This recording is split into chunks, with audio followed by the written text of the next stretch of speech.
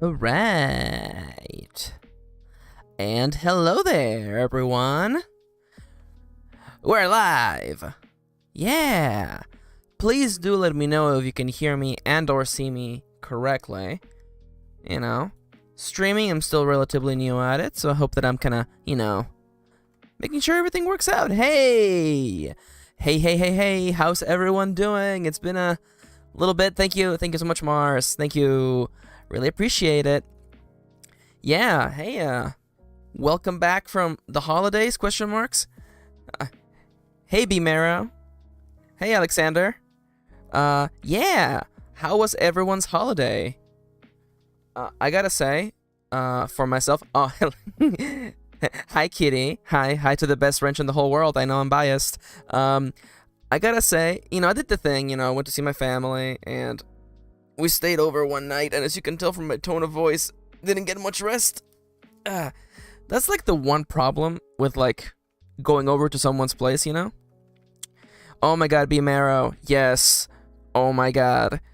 So a member of our family is like a pastry chef, so we had like really good desserts for Christmas Eve.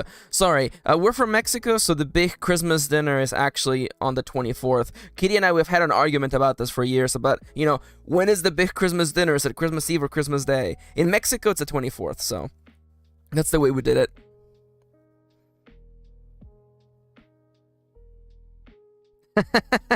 I like Alexander. Unlike Friday, I haven't just finished a long shift on 3.5 hours of sleep, so I probably won't sound delirious this time.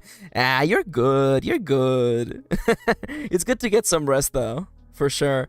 Like, I wish that's the way that like most holidays worked out for me, but because we have to like travel to visit family, I end up just like getting terrible sleep. So you see, Mars here knows what it's all about. Mars says, my weekend was tiring. My partner and I drove 2 hours north and back to visit my family on Saturday, and then went 2 hours south and back to visit his family yesterday. Yeah, that's the way it is. Yeah. Yep. I'm particularly lucky that we don't have to do like double back and forth because everybody's relatively close to our area. But man, family and companionship. It's good stuff. It is. But at the same time, Speaking of food, though, yeah, also Kitty's family never plans for anything. I mean, like, I didn't want to say it. I didn't want to, like, say it out loud, but yeah, that's the case, yeah. And then my family is like, Thanksgiving is over for 0.2 seconds, and my family is like, all right, so when are we getting together for Christmas? And I'm like, all right, well, Kitty's side of the family is never going to have a chance to have a gathering because they make their plans literally the morning off, so, Again, not putting them on blast, just, Is it really putting someone on blast if you're just literally just saying what they do? I don't know. I love them, though. They're all very nice. Oh, also, okay, so, anecdote. So, my good brother, friend of the channel, Plakesworth, it was funny because he was working on Christmas Eve, and he showed up, like, halfway through us having dinner, and, like, everyone, like, he comes through the door, and everyone just starts clapping. Everyone starts clapping and cheering, and this guy, he knows how to do he knows how to kayfabe, if you know about wrestling. He knows how to kayfabe like a master, so he just, starts just eating it up. And this guy shows up with an advent calendar that has not been opened, by the way, and it's an advent calendar of like chocolates with like a little bit of alcohol in them, and this will tell you how much of like a lightweight, I guess, Kitty and I are, because like we had a couple of those chocolates and we were already like, woo, it's time to dance, it's time to go on the dance floor. There was no dance floor. Mars says, my partner's family is like that. They're the kind of people who book flights the day before they want to leave, and it's so stressful. Oh my god. Again, people are different, right? There's morning birds, there's night owls, there's morning larks, there's people who make plans, people who don't make plans. Somehow we all manage to coexist in the same plane of existence. But at the same time, man, I don't know what I would do without my bullet journal and a calendar and, figuring things out. I mean, like, I have a plan for the stream today. Can you imagine if I just showed up today and I'm like, I don't know, We'll see what we do today on the stream. I don't know. That's not me. That's not the way I do things. Oh, but yeah, freaking Plakesworth, you know, little chocolate, alcoholic chocolates, and we were woo. Man, you're not you shouldn't be allowed to put that much alcohol in a little pear-shaped chocolate. That's all I gotta say. Honestly though, yo, B-Marrow, my family gets up early to open gifts, then we all just hobble back to our rooms until someone goes and gets Chinese takeout for dinner as tradition. Honestly though, that's a vibe. That's a vibe. That sounds kind of good, honestly. You know? Back when I lived with my family, we used to go to this Chinese restaurant so often that the lady there just like treated us like family. It was actually super sweet. She would actually call my mom cousin. It was cute. And every time they would just bring us like extra dishes and stuff, everybody was so nice. Now, as for the plan for today, by the way, you know, once again, to show you what kind of person I am, in case anyone missed it, let me just switch over to this image and then over to this screen. Yeah, the schedule for this week. Today, we're going to be doing some writing. Allegedly, we'll see. Tomorrow, we're going to read Frankenstein. Yeah! Yeah! Some more writing on Wednesday. And on Thursday, I'm going to do my first session of a solo RPG. We're going to do Starforged, that's the system. And I don't know. I have no clue what we're going to do other than that. I want to make something like anime-like. Maybe we'll do some brainstorming for the setting and stuff today. I don't know. And then some writing on Friday. And, of course, how convenient. The 31st and the 1st are Saturday and Sunday, so I don't stream those days. So yeah, that's the plan for this week. As for today, we have a chapter of Trip that we gotta finish, and we gotta jump on the next one. Yeah, I've never read Frankenstein. You know, it's gonna be a fun experience. I'm already like mentally preparing for the opening spiel. I'm gonna be like, the opening spiel? The Pokemon spiel? Anyway, I was getting ready for the opening spiel that is gonna be like, this is not an audiobook. I'm not reading an audiobook. This is not an audiobook. This is a casual read. I've never read this book. Just, you know, if you come in here thinking I'm going to be doing a professional audiobook with voices, you're sorely mistaken. Hell yeah. Yeah, no, you know, I've been enjoying reading a bunch of the classics recently, so I'm definitely excited to check out Frankenstein. You know, I didn't read Dracula until like last year, and that was actually such an interesting like read, because that book is anime as hell. I don't know if we were talking about this. Again, the last like 72 hours are all just meshing together. So I'm like, do we talk about how like Dracula should be like a shoujo anime? Because I feel like that could definitely work, you know? Because then you have the main female character surrounded by all these pretty boys, you know? And especially I love the American. Yeah. Oh my god. Oh, Dracula is so good. Good times. But yeah, other than that, you know, gonna be doing some writing. Also, if y'all see Charles, let me know, because I have a question. I have a little notebook of anecdotes I wanna bring up, and I need to ask Charles a question. Oh my god, it's so true. Mars says, my favorite part of Dracula is when the cowboy says, and then these vampires drank my horse's blood, but that's not important, and it's never brought up again. It's so good. It's so good. What a good book. What a good book. But yeah, and I have some anecdotes here. Also, you know, I don't know, you know, I don't want to like frame it like this, but like, you know, my family celebrates Christmas, but we're not religious. You know, it's not really like the religious element. It's more of like the capitalistic element of that. You know, the consumerism part of Christmas. We're like, hey, it's nice to have just an excuse to buy everyone nice stuff. You know. That being said, the family has one child, and it's not me. Now, so everybody collectively decided to spoil the heck out of that child. So let me tell you, that child had a good Christmas. Yeah, like, it's just good to just have the license to spoil someone, you know what I'm saying? Yeah, you know? There is like a rant in me about specifically conversations about Christmas. But you know what? This is not the place for that. You know, maybe after I have another alcohol-filled chocolate. I didn't bring any. Of course I didn't bring any. Are you kidding me? I can't be trusted with that stuff. But yeah, holidays.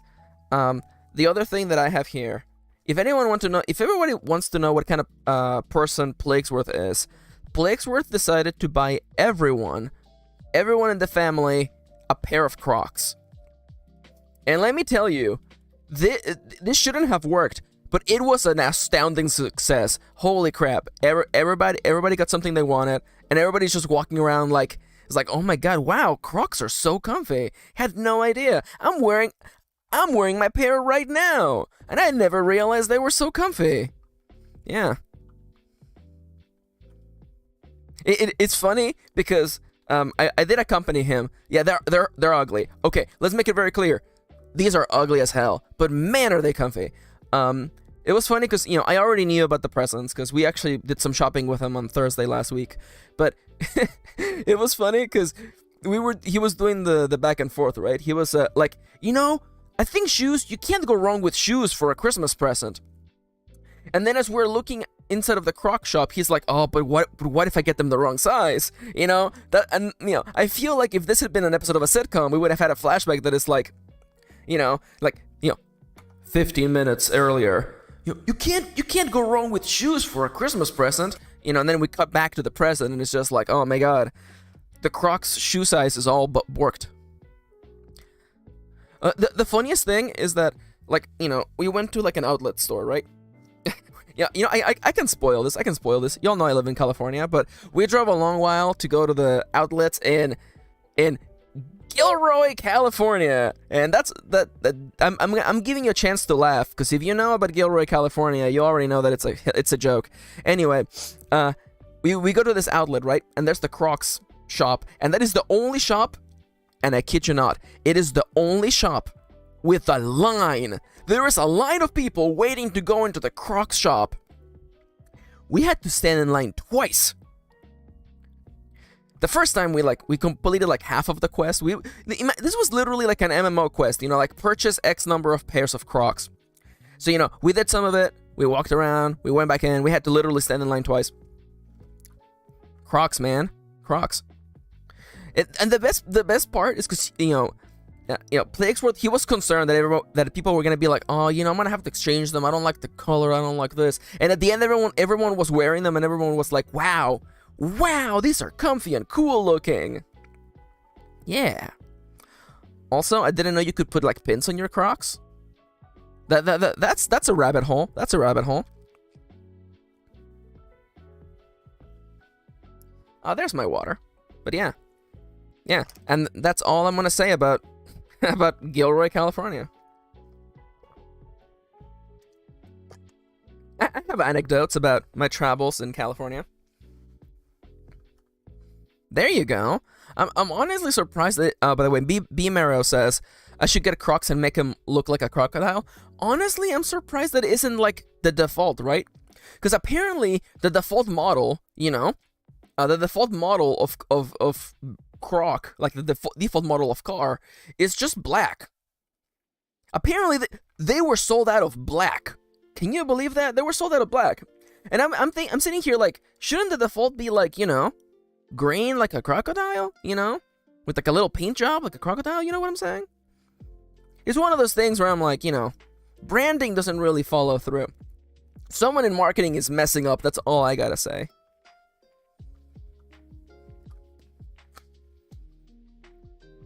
Okay, that is true. It was 2 days before Christmas. That is okay. Now, listen up, okay? See, people are coming for me, okay? Now, see, very sensible people in chat right now. First off, I love black. Black goes with everything. No complaints there. Also, Mars has a really good point. They are very good. They are very popular colors for nurses and other medical workers who buy them because you can stand in them for hours, and that is very much true. That is very much true. Oh, the other thing, it was actually kind of cute, because they had is this the best way to describe this? They had a pillar of pins you could put in the little holes of your Crocs.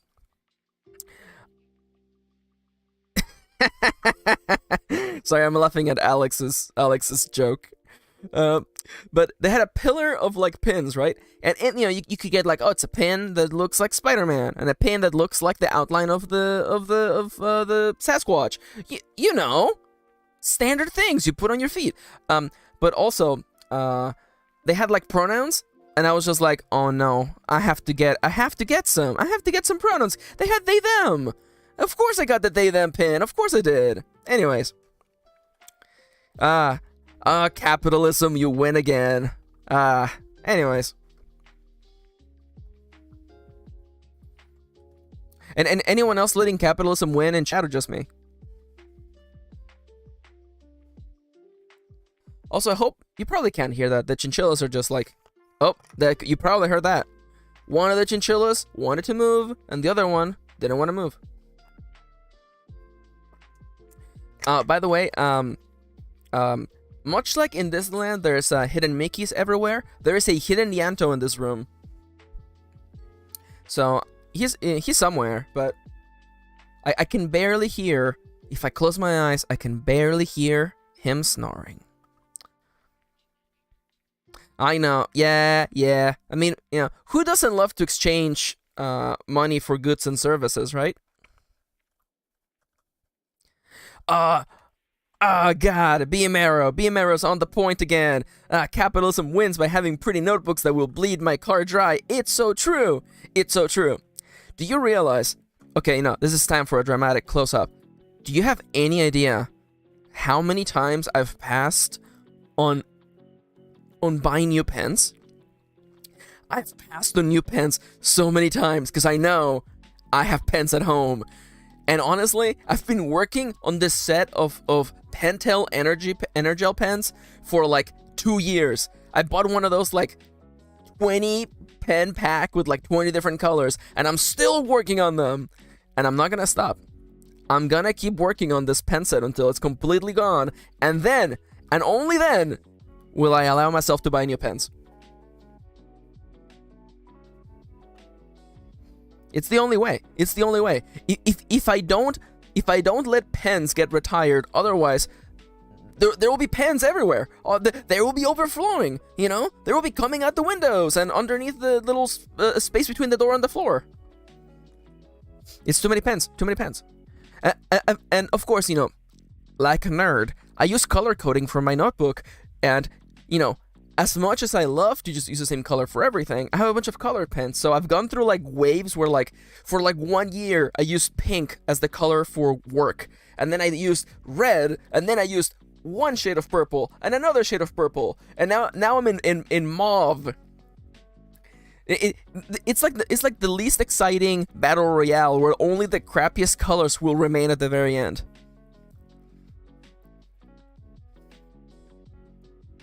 Oh my god, yes. Also, Mars says, my older sister got me a bunch of new stationery for Christmas because she has money, and gift giving is her love language. Oh, I love that. So that's how I keep my stash of stickers and markers and washi tape. Honestly, though, bless. Like, that's the one thing, honestly, I'll tell you. Like people knowing that I'm a writer means that like everybody gives me like notebooks and stuffs. And honestly, I'm not even mad.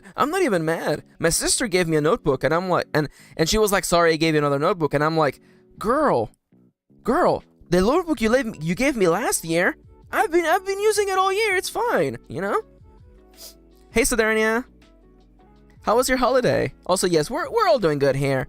We're all having fun. Yeah, it's Monday. Anybody else feeling productive? Not me. Nah, we'll get work done today. Honestly, I'm excited because I only have like 200 words left in this chapter, and then we actually get to start the next chapter.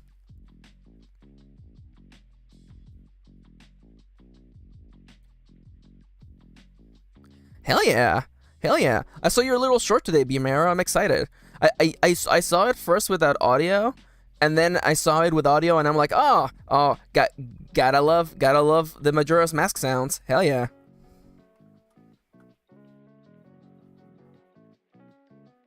Yo, Sidernia, is Harvestella good?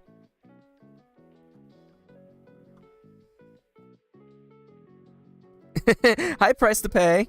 Well, thank you for tuning in. Yo, really? Oh no, Kitty, you seen this? Oh no. Yo, no, cause you need to know that in this house we respect life sim farming simulator games, and Sidonia is in there. It's in the list. Yo, oh no, no.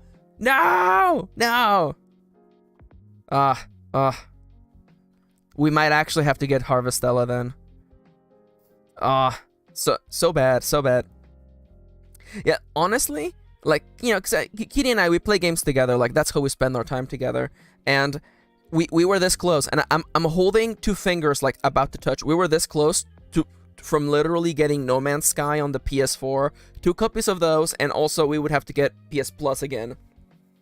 And we were this close. We were so close. But then my senses came back, and I'm like, we probably shouldn't spend all that money to just play, like, one game for, like, a little bit, Because, we're gamers, and that's spelled Gaymers, and, like, you pick up games, you drop games. That's the way that we do things. Yeah. Honestly, though, like, I don't want to say that I'm getting old, but at the same time, I'm like I don't know if I'm here for, like, games that require, like, Twitch reactions. I love me some turn-based games.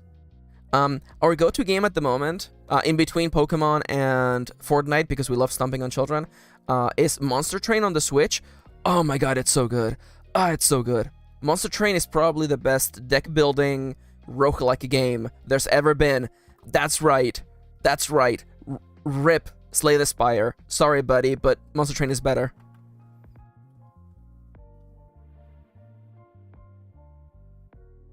Ooh, hey, that's exciting. Mars says, so my critique partner has my novel right now, and she just sent me a message saying she finished part 1 and her thoughts are just, oh no. Hey, exciting. Hey, congrats. I hope that the oh no is in a positive light. But either way, hey, they're emotionally invested. That's how you get them. Once they're emotionally invested, you got them. Also, by the way, I believe we talked about this off stream, but that the little emoji that Kitty just used is the coughing into your shoulder emoji. But we all know what that is. It's dabbing, baby. It's back. We're bringing dabbing is back in POG form. Oh, let's go. That's exciting. Happy. Aw, I'm just happy to know that my writerly friends are having good times. Yeah, that's good.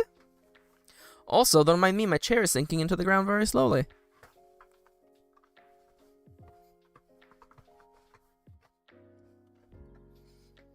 I wanted to make a joke about, some sort of joke about my chair slowly being pulled down to hell, but I'm like, that can't be the case, we're already there! No. But yeah, the plan for today is to do some writing. I want to talk about the RPG project, but, like, I also know Kitty's here, and, she's my boss, so I should probably get work done first before we do the fun part. She would beat me up. She's typing a reply right now. She's typing a reply like, yeah, like, just eye emojis. That's what it's gonna be. She's just gonna hit me with, like, 10 pairs of eye emojis. Yeah, there it is. Yep. After writing, I can have fun, and we can, whoever is still hanging out here, we can brainstorm the RPG idea together. That would be fun. See, this is the problem. It's not a problem. It's actually a blessing. This is the blessing about having your boss looking at you at all times. Like, I gotta stay honest.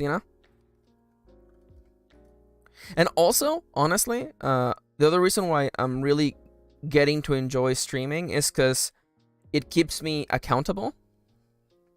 Oh, the next chapter for Trip is... So originally, the original outline, and I have it right here, which is hilarious.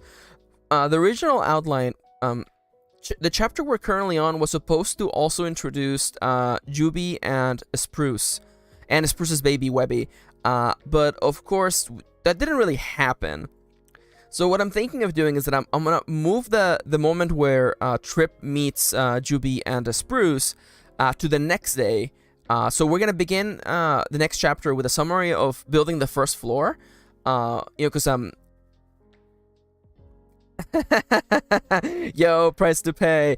Yo, honestly though, hey, I got some Christmas money. I might actually buy some games. Well, we might buy Harvestella. I don't know. At this point, anything is possible.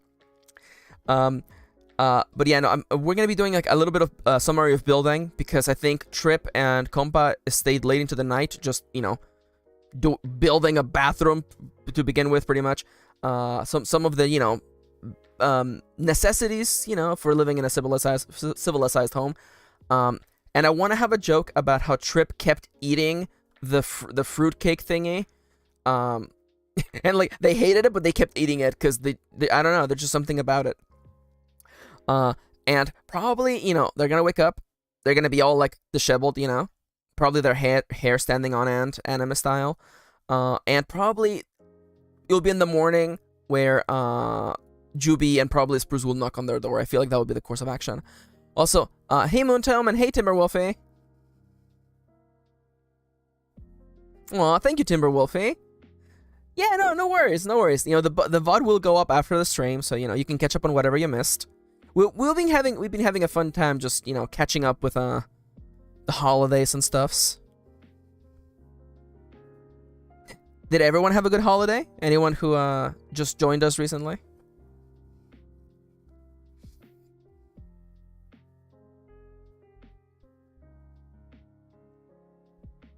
Oh my god, this song is so good. Sorry, I'm just I'm just vibing. It's Gerudo Valley by Lo-Fi Leah. So good. It's so good.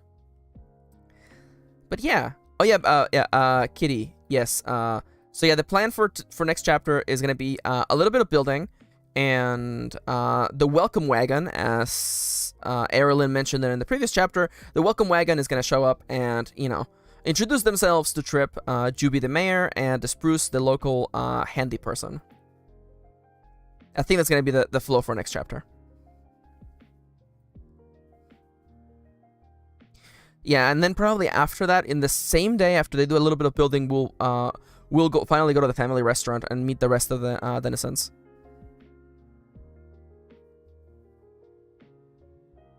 Yo, let's go!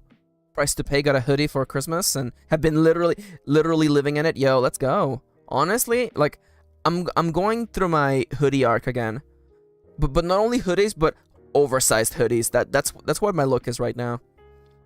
Literally just wearing hoodies that are like 2 sizes too big. Also known as what I looked like in high school, pretty much.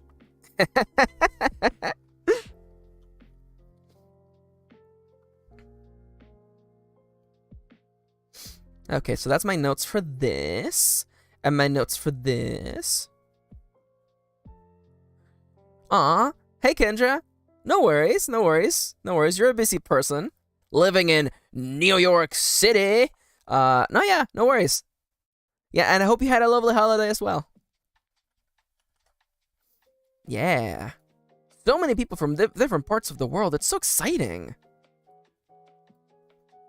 We got Timberwolfie from across the pond, Saturnia from Canada, and everyone else who I'm assuming most of you are from the US, but who knows? Oh, that's right. Yeah, Kendra's in the middle of nowhere. Yeah, in the post-apocalyptic wasteland known as the Middle West. Middle West? Middle East? No. Oh, ooh. It's definitely not. Woo. Hey, Northern Ireland, let's go. Yeah. Mid-Atlantic, let's go. Yo. Not me looking up where the mid-Atlantic is. Oh, yeah. Oh, that's what that is. Okay. I used to be a really big fan of geography, and then I moved to the United States, where nobody values geography.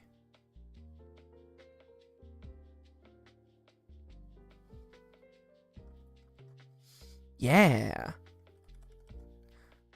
At least I always feel a lot of, like, solidarity. Hey, let's go! East Coast, let's go! Honestly, like, I feel a lot of solidarity with, because, you know, I wasn't, yo, the religion of Ice, yeah, let's go. Hell yeah. Yeah, I always feel a lot of solidarity with people who were born in the US, because literally everyone is like, because usually, you know, I wasn't born in the US, you know, so don't ask me what all the 50-something states of the United States are. I couldn't tell you. I might be able to guess some, but not all of them. And then most of, like, the people I've met, you know, who were born and raised in this country, they're like, same, so, you know.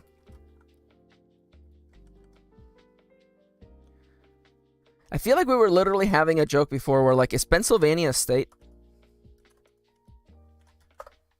Is Pennsylvania a state? Or is there actually just a... It is a state! Oh, wow! The 5th most populous state in the nation? Really?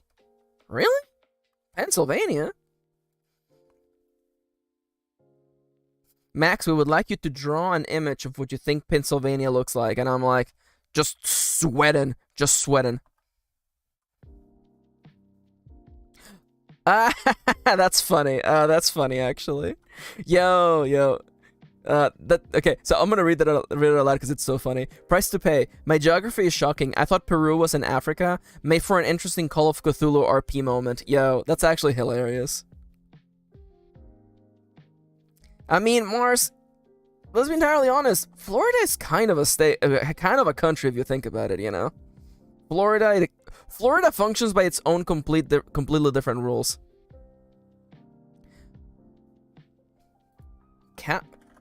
Wait. Is Mr. Burns like... Oh, that's funny. I get it now. That's a nice reference. I like that. For a hot second, I was like, is Mr. Burns a count? Did I miss that part of the lore? Oh, y'all, I'm gonna get Kitty to watch The Simpsons. Also, holy crap! I just realized it's 11:30. We gotta get to writing. All right, let me just change up gears over here. Let me all right. So, you're not supposed to look at that screen just yet. Hey, you saw nothing. So yeah, today we'll be writing some more trips, super reaches to Rex adventure. If I had to describe this story in 3 sentences, it would be, Trip has been transported to another world where their mission is to spend money. Except, in this world, money means nothing. And if they were ever to spend all their money, the world will end. Or something like that.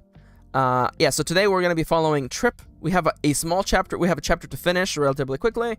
Compa, their little companion building device, is going to be with them. And I'm hoping to introduce Juby and Spruce in the next chapter. Juby is the mayor of the county. Please note that I put it in brackets because I don't know what a mayor is like in this setting. So I just put it in brackets. I'm like, we'll figure it out what that means later. She mostly takes care of paperwork as the mayor of the town. And helps people with their problems. Juvie moves around using a device that somewhat resembles the wheelchairs of our world. Although she's ambulatory, Julie relies on her wheelchair device thingy to get around and do her job. So yeah, a part of me, I keep picturing like a wheelchair, but instead of it having like wheels, it actually has like 4 legs, maybe? I don't know. We'll figure it out. You know, because you have to ask yourself, you know, we ended up with the wheelchair that exists in our setting because, you know, of our reliance on roads and the infrastructure of, you know, cities. But what would a wheelchair look like in a setting where people just hike everywhere pretty much because this planet is just huge? So we'll think about that for Juby. And Spruce is the tall, strong, and quiet lesbian living in the small cottage between Trip's slot and the rest of the county. Spruce spends most of her time crafting goods, tending her garden, and using her carpentry skills to help repair people's houses. Because, you know, most people have built their houses using the same 3D printing method that Trip has, but, you know, money means so little in the setting that people don't even bother fixing it using that. They just actually get a carpenter to fix doors and stuff like that. And unlike most people, unlike most people in town, she actually built her whole home from scratch. And thank you, Mars. I'm happy you like that idea. You know, a lot of the fun for me in a setting like this is just to think of what normal things would be like if they didn't exist in our setting. you know? Like, we ended up with wheelchairs looking the way they do because of very specific, circumstances. So what would a wheelchair look like on this planet, I feel like that just gets you to look at things from a different point of view. Rely less on tropes and stereotypes, And of course, also part of this session, if we're lucky, we will meet Webby, which is Esper's daughter, who's 6 years old and has too much energy. Yeah! So that is the plan for today. Thankfully, we have some notes as to what needs to happen at the end of this chapter. To recap, Trip had an encounter with Erilyn, and having followed that, Trip is, first off, currently at this moment, wondering how the hell people actually, I hate to just say, how do bathroom work in this setting, but kind of like that.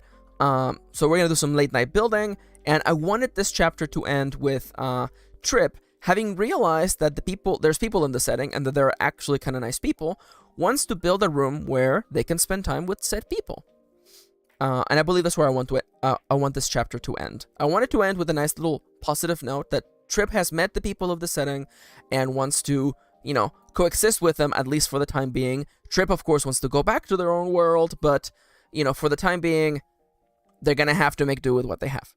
Also, let's be entirely honest, with hot neighbors like Erilyn, you kind of don't want to, you don't get in a rush, you know what I'm saying? Well, not that type of rush. Anyways, so yeah, I think, let me just mark how many words we're starting at today. We're starting at 748.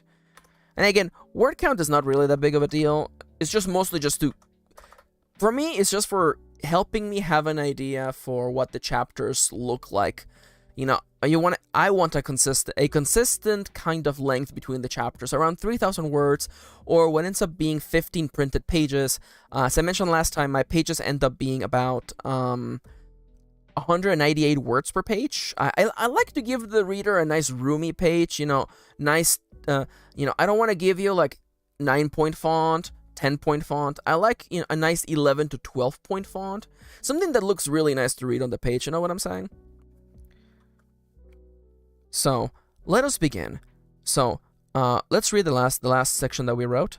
At least the little guy was motivated. I thought about Erilyn, our next-door neighbor, and the large family they lived with. Their grandma had been kind enough to make something for me, and I felt a need to return the gesture. Maybe not bake something in return. I was a disaster at home economics, but I could at least try to show them some hospitality. Say, compa. Oh no, Charles is here. Hey, Charles.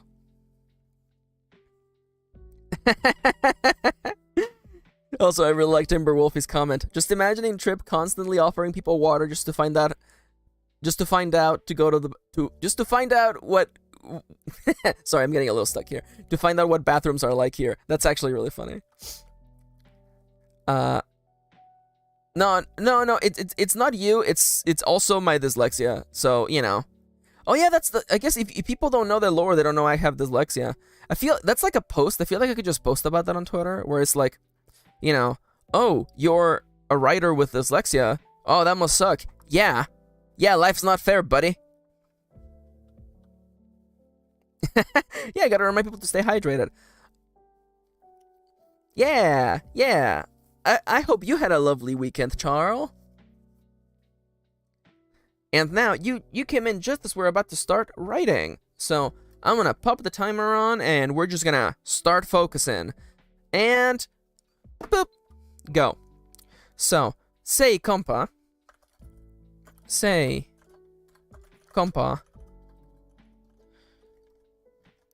Is there...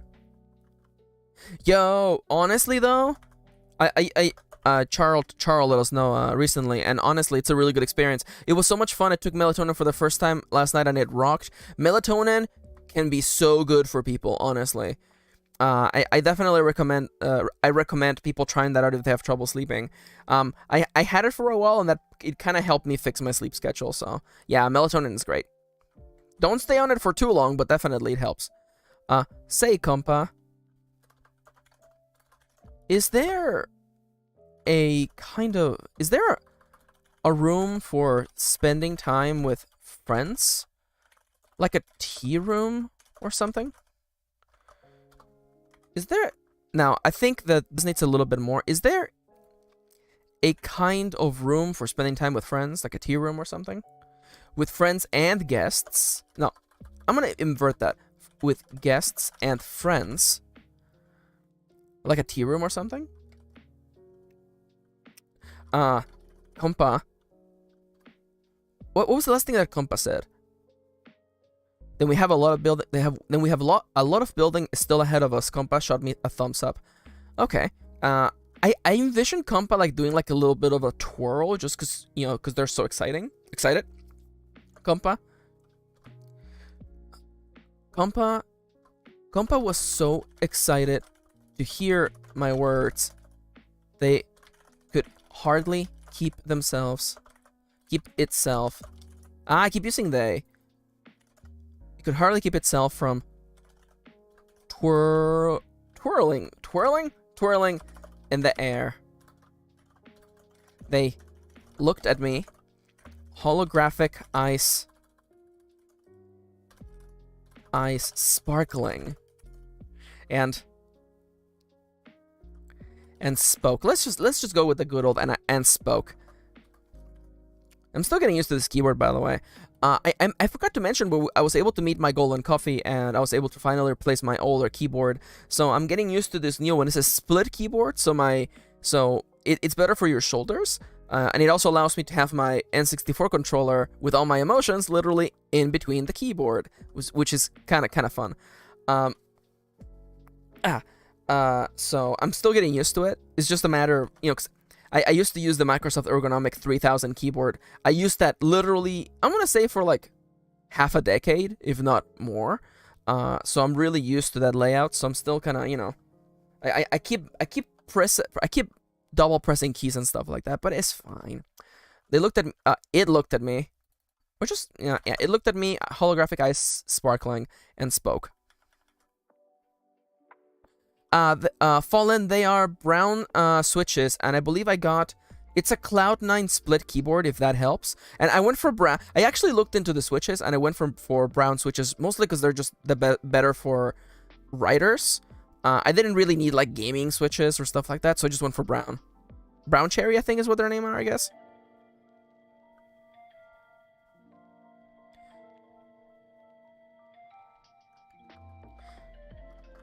Oh, Mars, you, if you need tips for ergonomic keyboards, let me know. I actually used to do like ergonomic presentations back when I used to work at a laboratory. That I went super deep on that. You can grab it if you want, babe. Yeah, I think we're not sponsored. We're not it's not an affiliate link, but Kitty might actually go and grab the actual link for the keyboard that I'm currently using now. Like, honestly, I just wanted a split keyboard, and that one was the most affordable for the price. It has like, you can like customize the light layout, so I have it set to the non-binary flag because of course I did. But yeah, I'm still getting used to it though. I keep double pressing keys with my right hand. It looked at me, holographic eye sparkling, and spoke. Now I need a funny name. I need a funny name for a room that isn't the tea room. Because I'm gonna assume that in this setting, the world is so large, people went traveling long distances at a time. Whenever they finished a journey, they would come to a stop and finally get some rest together in the same area, the same tent, the same location, and this would eventually become the equivalent of the parlor / the living room that we have today. But I need a name for that. I mean, like, is sojourn? Sojourn. What does sojourn means? A temporary stay? Stay somewhere temporarily. The sojourn room? The sojourn. Maybe an alternative. What is the etymology of tent? Let's see. It comes from the Latin tendere, which is, of course, that's actually another type of waifu. You have the yandere, the kudere, you have the tendere, which later just became tente from Old French. Okay, that makes sense. Okay. No, I don't want to do. I don't want that. I'm just gonna write the. What's the etymology of tent? Yeah, no, yeah. That's the way my brain thinks. So I'm just gonna leave it now, just the sojourn room. That would be that would be the. I'm just gonna call it sojourn room for now. That would be the sojourn room. Thank you, baby. Yeah, the keyboard that I have right now is the Cloud9 Ergo TKL Cherry MX Brown. So yeah, I have the Cherry Brown switches. Yeah, no worries. It's probably Google just being like, hey, that's an Amazon link. You can't put that in chat. Probably. That would be the sojourn room. That would be the sojourn room.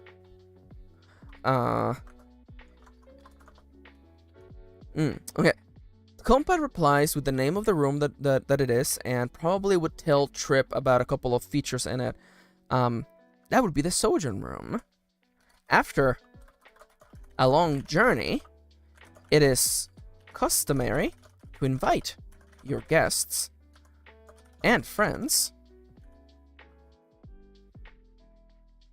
Yeah, thank you. Yeah, no, it was one of those weird things where, like, I wanted to make sure that I was buying the right keyboard, because, you know, I'm particularly new to, like, the Cherry switches, so I wanted to make doubly sure. I looked up videos, I did research, and I'm actually relatively happy with the brown keys. It is customary to invite your guests and friends to the sojourn room, so they can refresh and get some rest. Get some rest. No. Yeah, I think Soderni is right here. I know that with Twitch streaming, link sharing is disabled by default in the host user settings. YouTube could have something similar in place, which could be giving the trouble with links. Yeah, that honestly, that makes sense. So they can refresh and gather in good company. Now, I think at this point, Compa's gonna look around and be like, this room is not appropriate for that. We would have to build another room. And then, you know, is this even the right word? Turns out I don't know how to spell sojourn. Yep. Kitty's also on her phone, so that would probably also be that. It's okay. Good company. Compa looked around the room as though measuring using as though measuring it with its eyes or sensors.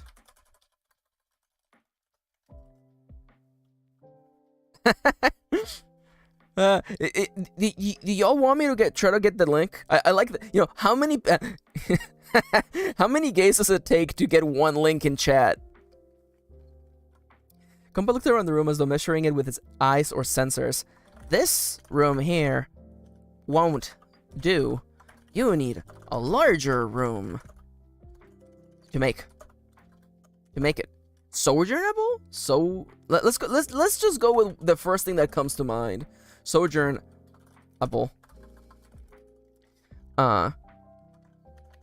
Just imagine. Oh, is that what Compa's voice sounds like in my head? Just imagine if our neighbor were to arrive with their whole family. This room would hardly contain them, let alone provide refreshment or entertainment. Oh, it worked. Holy crap, it worked. It turns out that it takes 3 gays. It takes 3 gays to put one link in chat. Thank you so much to Kendra. Yeah, honestly, see, I didn't externalize that, but Timberwolfie says, I like sojourn room better than stop sit room or camping room. I was actually thinking camping room, but it felt a little bit too mundane. So we'll see. Honestly, you know, the stuff in brackets can get changed later. And so far this is, how many words are we at already? 1:30. Okay, I have literally like 3 paragraphs before this chapter is over. And this is actually safe to get cut, actually, because I've already written it. Let alone provide refreshment or entertainment. So I said, what would you call it? Is that thing where a person holds their chin with their hand? There's gotta be a better name for that. I said, let's just go with crossing my arms for now. Crossing my arms. We're going to need another room. Another series of rooms, actually.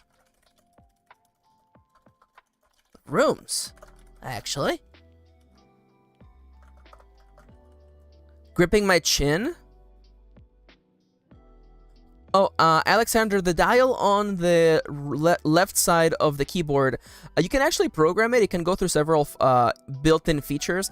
By default, it has like 4 modes. You can change the volume, you can use it for scrolling, you can use it for changing the brightness on the keyboard, and you can also program it to do other stuff. I just have it as literally the volume, you know? The music's gonna get real loud for a second, everybody. Yeah, see? There you go. I just had it for volume right now. You can do a bunch of stuff with it. Also, if you press it, it mutes the whole computer sound. Also, Charles, I think I am actually gonna grip. I'm gonna have Trip grip their chin. Also, I like that Eitz does that a lot too. I said, gripping my chin. We're going to need another room. Another series of rooms, actually. And I think I want Compa began rapidly pointing in all the cardinal directions. You know what? Actually, I want that line break there because I'm gonna have a little bit of summary here.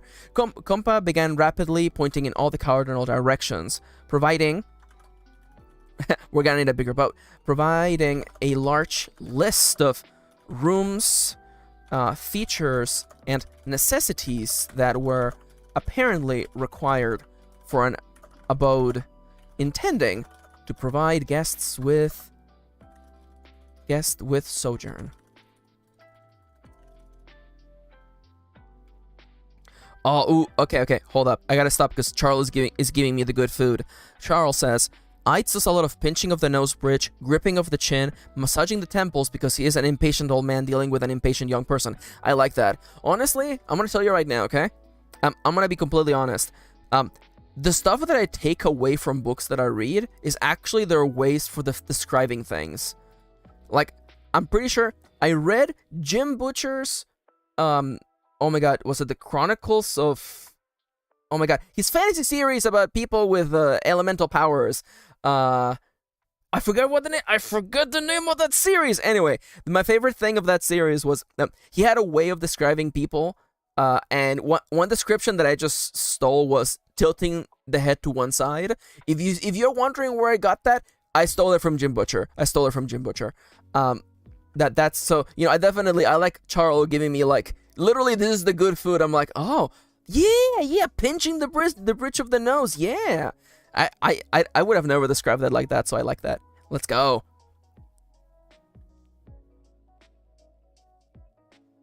Oh yeah, no, like honestly, like, you know, it's fair game to just look at the stuff around you and be inspired by it. When I read in Cold Blood by Truman Capote, the one line I took away was angling something to the light, and I really like that. I really like the description, especially with the added flair of like angling it to the light as though to see the light reflected on the facets of a gem, something like that. I just remember reading something like that and really liking it. Aww. I love that. Yeah, well, you know, that's the eternal struggle. Charlie, now the challenge is not to overuse those descriptors. Yeah, that's the challenge. That's life. On a boat, okay. providing a large list of rooms, features, and necessities that were apparently required for an abode intending to provide guests with sojourn. It was a list so long and intricate that at first I wondered if Compa was messing with me. But I quickly shook this thought away. Compa was the oh yeah. Codex Alera! That's the one! Point. Okay, 100 max points to price to pay. I'm back to giving max points, everybody. Codex Alera, yeah. I will say that I actually didn't finish reading Codex Alera because the last book wasn't out when I was reading it. But I might go back to that later. I remember kind of liking it at the time. Yeah, 100 points.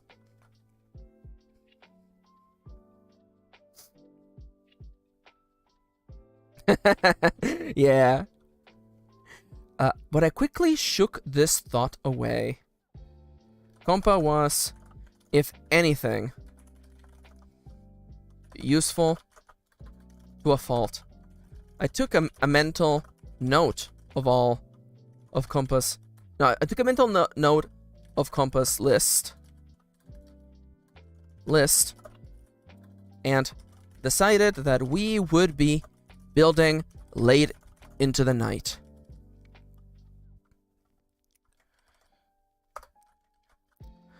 Ooh, oh no, I have to actually check. How much money did we have last chapter that ended? Woo! Because I don't know if I made this clear, like, part of this book's fun is that at the end of every chapter we have, like, you know, how much money there's left for... Yeah, there you go, okay. Okay, I didn't do it for the previous chapter. So for chapter 3, the balance should be way lower than... Well, not way lower, it should be somewhat lower than that. Yeah, aw. That's so much fun, yeah. Yeah, let's go, yeah. Now, I hope you have some fun writing, Charles. Also, feel free to write along with the stream. A bunch of people are doing it.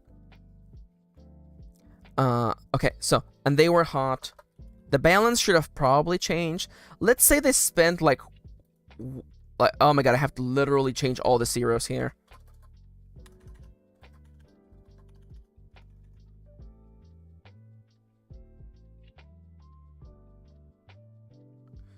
And like, for price to pay, half of the fun for me is that for the first arc of the book, Trip is trying to spend all of their money, and once they realize that just spending the money isn't enough, the ending bit of the chapter is going to change from balance to net worth, and then Trip's going to be like, oh no, I still have 1 million net worth. How do I fix this? No problem, Moontoms. It's also important to take breaks.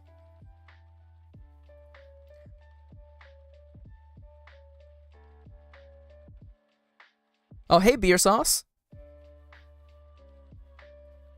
I wish I knew how to say hi in Germany. Hi in Germany. I wish I knew. I wish I knew how to say hi in German. Do we have any German speakers in chat who could help me? Yo, Alex, I was actually about to ask you what kind of, is it literally just hello?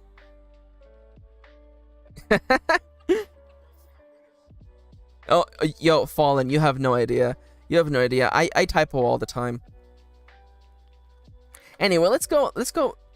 Okay, it can't literally just be a meme number. Let's go with, like, meh. There you go. And now we need the current balance to be, you know, our characters are literally gonna spend... Compa is just like a fully sapient, like, floating smartphone, basically.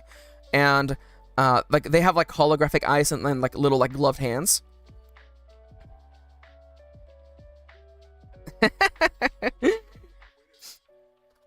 So, yeah, no, like, people just interact with them normal. Like, you would talk to, you know, R2-D2 or C-3PO. Well, I hope this stream can be an inspiration for you. Writing fiction. Everybody here loves writing fiction, and writing fiction is a whole lot of fun.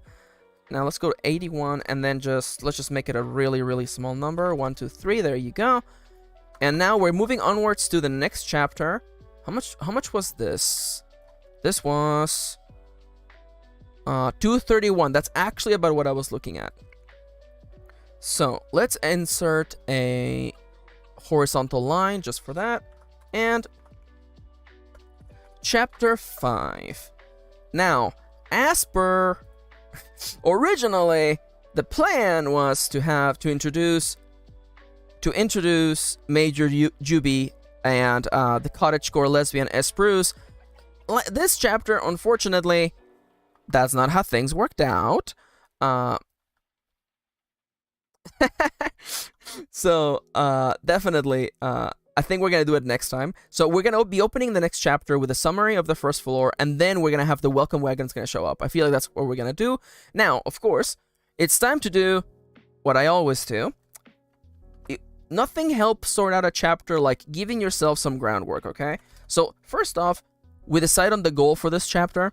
We decide on where it starts in the timeline and where it's going to end. At least this way we have some sort of guidelines. It's not hard rules. It's just to give ourselves something to work towards. So the goal of this chapter is 1. Summarize the building of the... I think so. I mean, you might get in trouble with the link. The link machine has been a little bit of a problem, but I think it should be okay as long as... Well, I'm gonna assume... no one has actually asked this before. I assume you're not sharing anything that is problematic, and if you are, I assume that you would know better than to post the link. Yeah, I'm also pretty sure that only wrenches can share the links. Actually, I don't know. Hey, wrenches, if someone posted a link, would you be able to see it?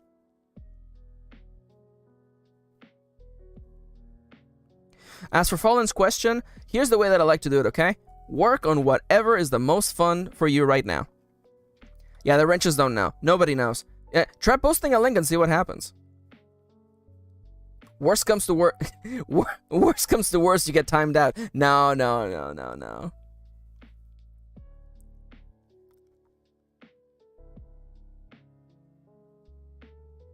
It's a mystery, yeah. It honestly, like, it's one of those things where, like, 10 minutes ago, it took 3 gays to figure out how to post a link to a keyboard, so I can't imagine how many gays it would take to figure out how to link something to Google Drive. So, we're gonna summarize the building of the first floor, and we're gonna introduce the welcome wagon.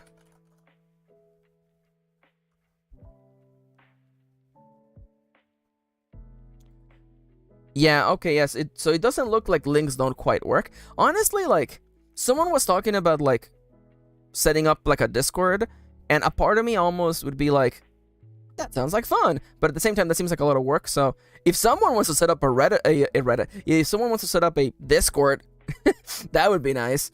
But that's definitely something that I don't have time to do at the moment. Because it would be nice to have, like, a...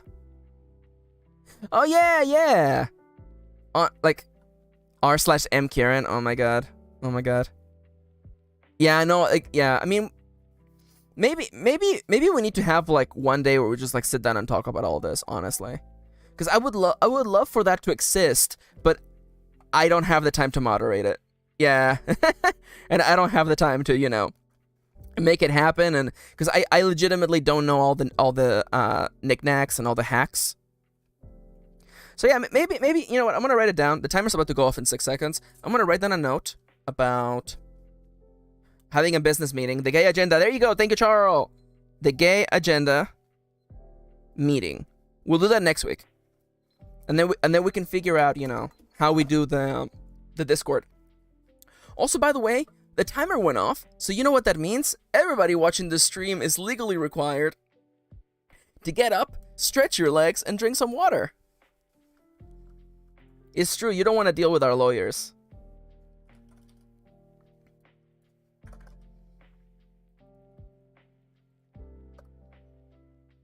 Do we have a lawyer? Alright, I'm gonna get up. I'm gonna drink water. You should do the same as well.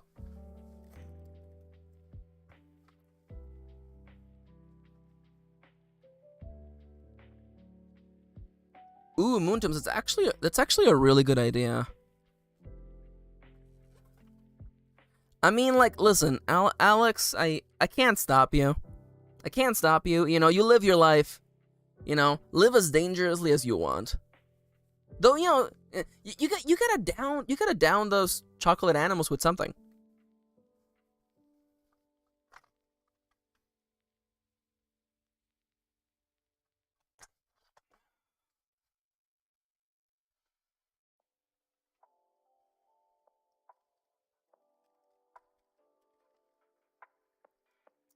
Time to look up what Vimto is.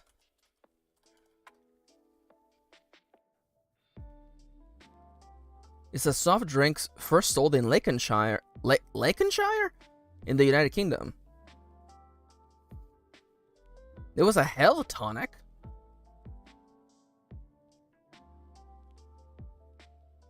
It tastes like raspberry and black currants. Interesting. It took way too long scrolling for me to find out what it tasted like, by the way. I feel like that's like something that, like, you know, if you're Googling a product, so, you know, you would be like, yeah, by the way, Google result, the first thing is what it tastes like.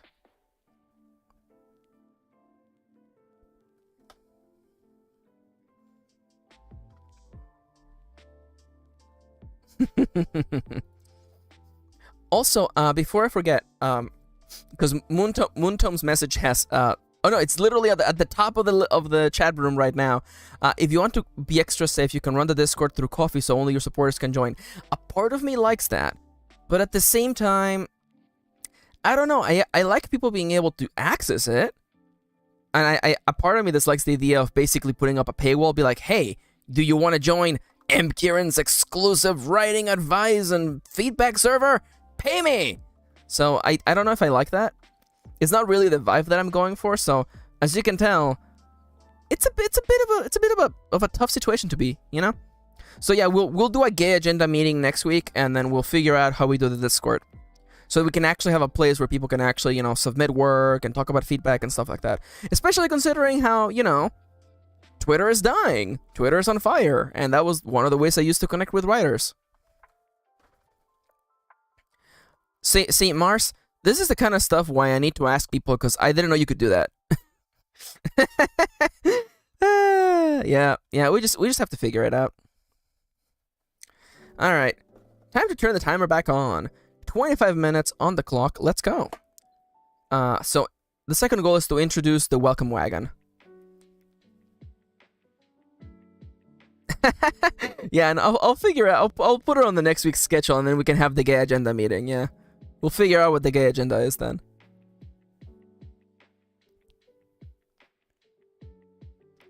We're old and we don't know about technology. Did you see how many gays it took to post the link? Okay, yeah. Well, you know, it's good stuff to know. We can figure out a plan of action, you know?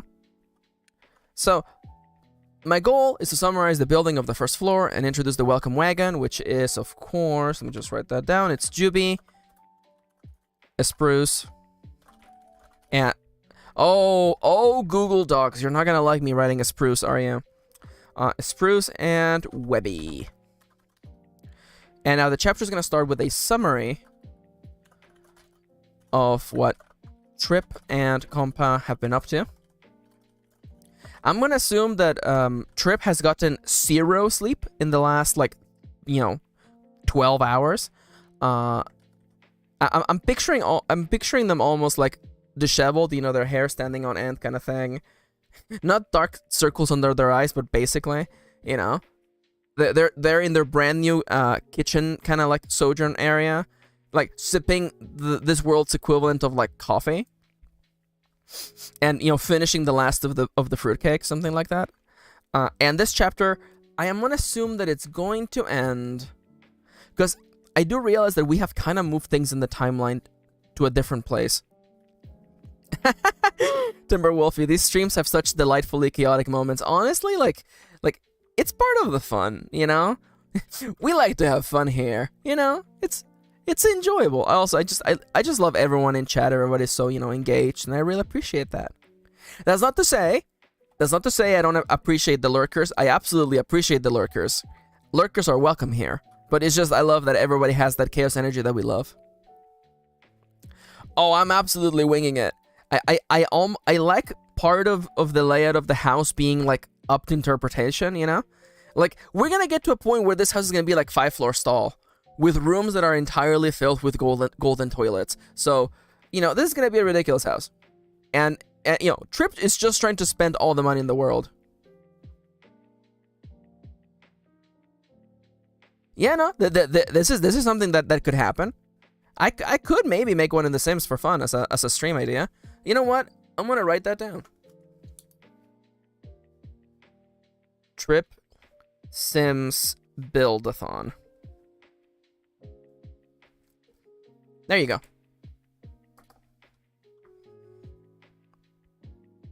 Yeah, the house becomes a non-Euclidean health structure. You are not even... That's not a joke. That's just literally where we're going. Also, I don't mind talking about architecture, but Pages, the narrator of The Fabulous Gaze, hates talking about architecture. So there's a whole segment where they have to explain the layout of the pink house where Hoshi lives, and they were just... I could tell from writing in Pages' voice that Pages was just tearing teeth out trying to explain the layout of the house. It was funny. It was one of those, like, you know, I'm channeling the narrator, and the narrator is hating it. So that was fun. One of my favorite parts of The Fabulous Gaze. So, where is this gonna end? Man, I'm not even sure. I mean, I guess if we have the summary be the first half of the chapter, and then the second half is, the welcome wagon, then we can probably end it with the welcome wagon letting Trip know that that there is a equivalent of a family restaurant, basically a place where everyone gathers and has dinner together, and that they're invited to join today. I feel like that would be the best course of action. So, invitation to the famires, and we'll figure out what these are actually called in this setting.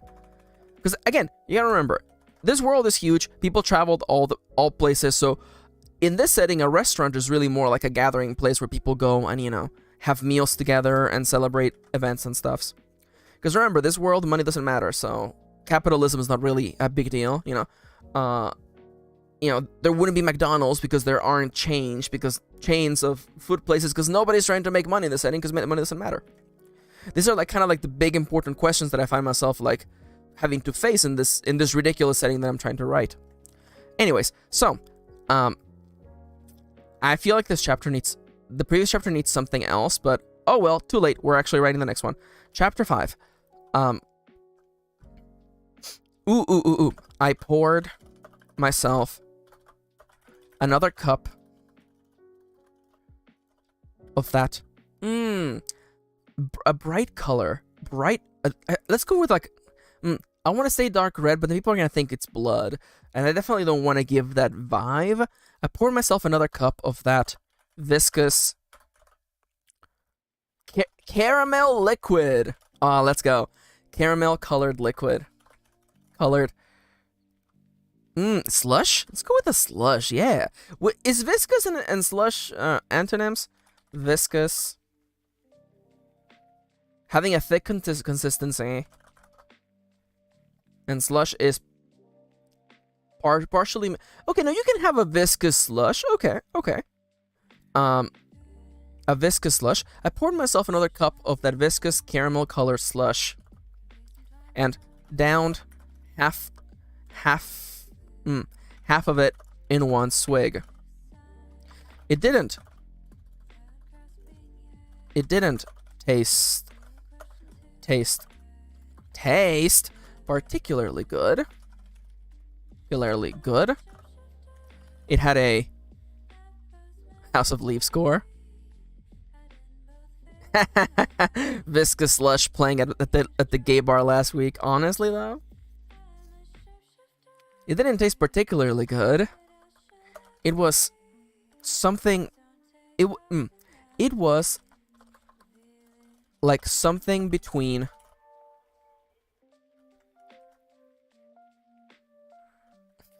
Fallen. Trying to open a jar of sweet pickles. Pray for me. It's a struggle. Yo. Life hack though. Life hack. Grab a butter knife or a knife without a sharp edge and try to put it between the point where the glass and the top of the container meet, and then just like fidget it in there, and you will break the seal. You're welcome.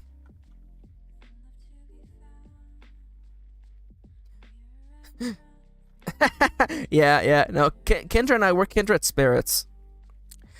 It didn't taste particularly good. It didn't taste particularly good. It felt mostly like a mistake. Like when you let root beer go flat. Thank you. I was like, stale? No. When a drink goes stale, it goes flat. It's like when you let root beer go flat, or when you let root beer go flat, or when the bottom of a sundae gets all warm and gross under the sweltering. What? Let's just write hot for now. Under the hot California summer sun. There's a lot going on in this sentence, and I'm not particularly happy with it, but we're moving on. Sweltering, thank you. See, this is why I'm so happy.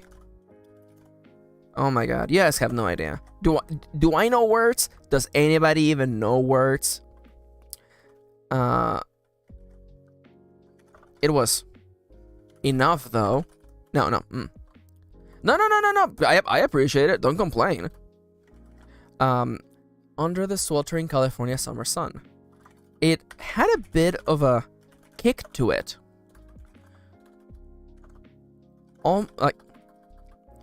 Almost this.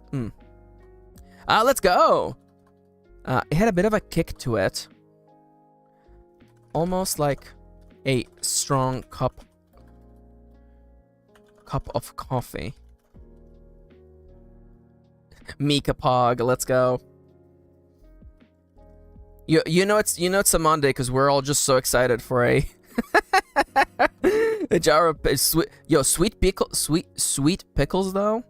Sweet pickles are like underrated. I'm just gonna come out and say that.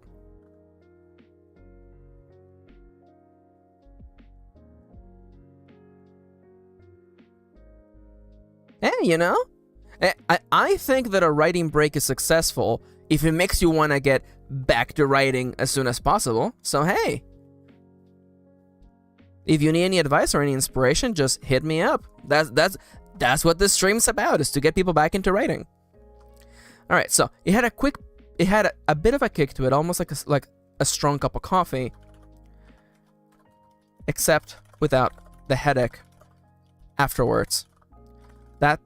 That was why I was currently 4 or 5 cups into. I like the idea that like instead of brewing coffee, they just brew like some sort of strange tea. Sometimes she writes, "Oh, that's so nice. Oh, don't worry about it. It's cool." We just try to be nice here. Writing is a solitary experience, and I think that having a community of writers who support you is very important. Yeah, again, like this world is different, so I try to pull as many stops to remind the reader that this is a different world. So we can't just assume coffee exists in this world.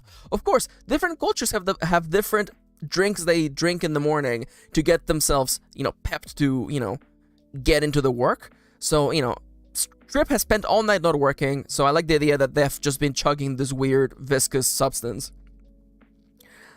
That was why I was currently finishing, if I could spell, my 5th cup of the stuff. 5th? Thank you. Oh man, welcome back to Can Max Spell? Challenge difficulty impossible. Oh man. You have no idea. Okay, you know what? Quick aside, okay?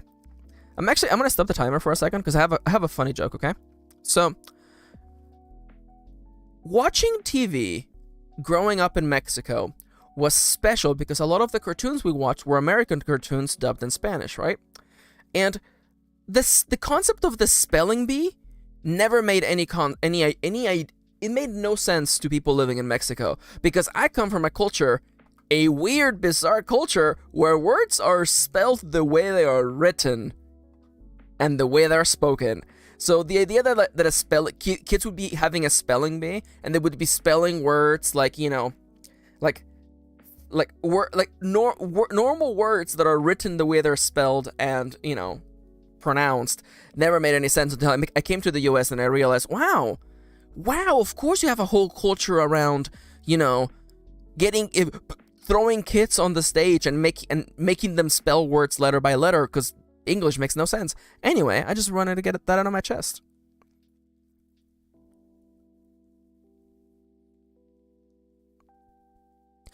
Oh, sometimes she writes, don't worry, your English was completely perfect.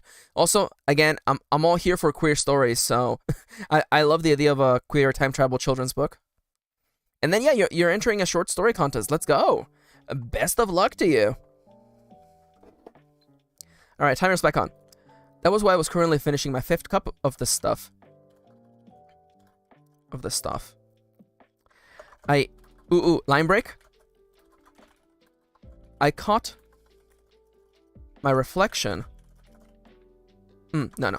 I set down the shiny. Shiny? Not shit. No, is this shiny or shiny? Oh my god. Which word is what? Is shiny with 2 N's? No, shiny has 1 N. Oh man, I hate English makes no goddamn sense.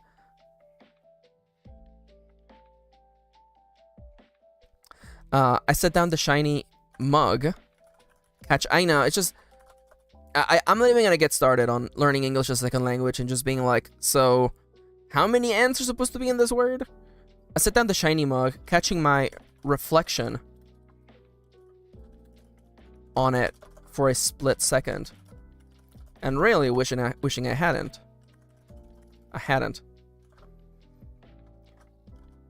Compa and I had spent all night building. The house we were in looked nothing like what Erlen had seen the previous day. For one, it was no longer just a box. No longer just a box with a bed and 2 lamps. I think I said specifically 2 lamps. Also, Google Docs. Hello? There you go. Thank you, Google Docs. Thank you for waking up. And for one, it was no longer just a box with a bed and 2 lamps. In fact, that rectangular room was now the foyer, though Compa did not call it that.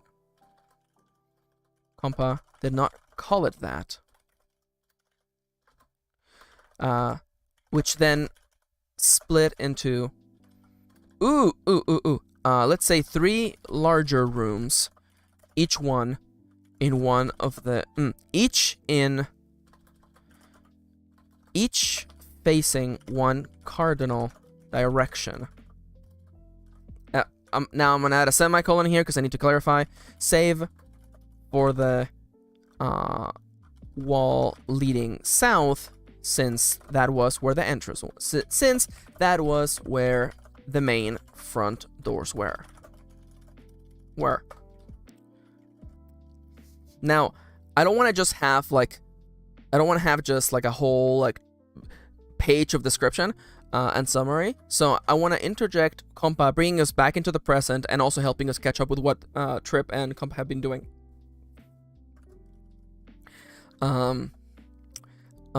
So clearly they're currently in the room to the, I'm gonna say, the west side of the house. and I assume this west room has some sort of like kitchen area with a cooking place. So that would mean that the room on the east side is the one with it's the sojourn room, and Trip's room would be the one in the back. Allegedly. Again, I'm not trying to make the layout of the house be like specific, you know. We're just doing large rooms here and there.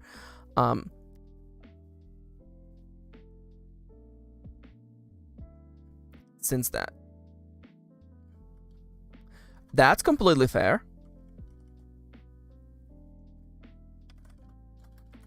All right. I do want to say I mean, I do appreciate the edits. Save for the wall leading south. That was where the main front doors were. And again, you know, first draft, I would probably, it would have, you know, my editor, who's probably not watching this right now, would have probably just cut that later anyway. But I do appreciate it. It does save us time. Save for the wall leading south. That was where the main front doors were. There was, you know what? I feel like instead, that would be actually kind of cool. That would be cool. That would actually be kind of cool. That's something to think about. I would like the idea of like a book that actually has the layout of the house. There were also several corridors splitting off these main rooms, and smaller, more utility. What is the adjective version of the word utility?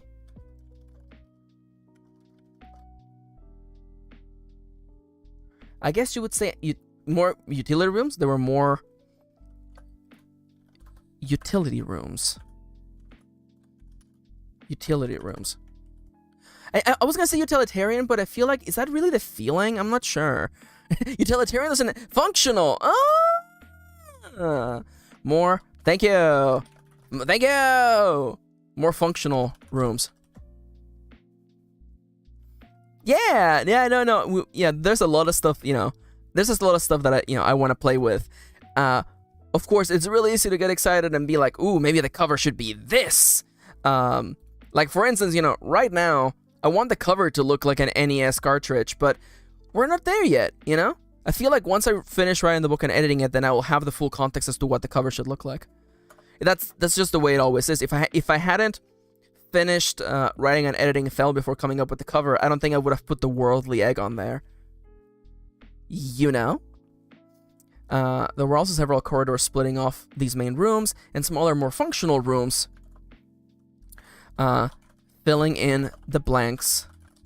The flanks. Ooh, filling in the flanks in the house's layout. If I hadn't been there hadn't seen these rooms materialize out of nothingness, hadn't seen these rooms appear out of seemingly nothing, I could not have believed this had all just been one empty plot of land just one day prior.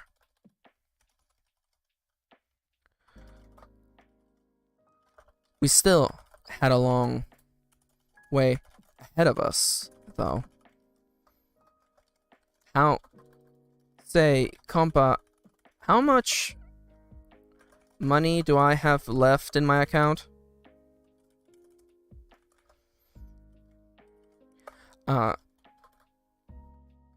From across the room, currently parting. Oh my god, I love the idea of compa parting the curtains and then the light just like blinding Trip. Currently parting the curtains and effectively blinding me with the light of the morning sun. From across the room, you know what? I definitely recognize that I have a lot going on here, so let's just cut it off a little bit. From across the room, compa parted the curtains and effectively blinded me with the light of the morning sun. The morning sun.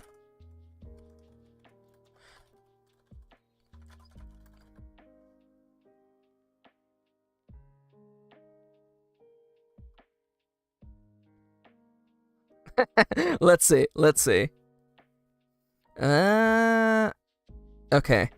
What was your recommendation? You absolutely don't have to, but I actually said my correction wrong. I meant to say cut everything before the were. So leading south were where? Cut everything before. I'm getting a little confused here. I'm not gonna lie. I'm not very smart. You know what? I appreciate the input, but I'm past it for now. We'll figure it out later. Honestly, if everything goes according to plan, we will be editing this book relatively soon. So I appreciate the feedback, but I gotta move on. My boss is watching. Say, compa, how much money do I have left in my account? From across the room, compa parted the curtains and effectively... You know what? Okay, how about if instead... Yeah, no worries. Again, I appreciate the feedback, and I have taken things off of the chat for sure, and I appreciate it. But yeah, that train has sailed. Say, compa, how much money do I have left in my account? From across the room, compa parted the curtains. I will cut this one adverb. Blinding me with the light of the morning sun.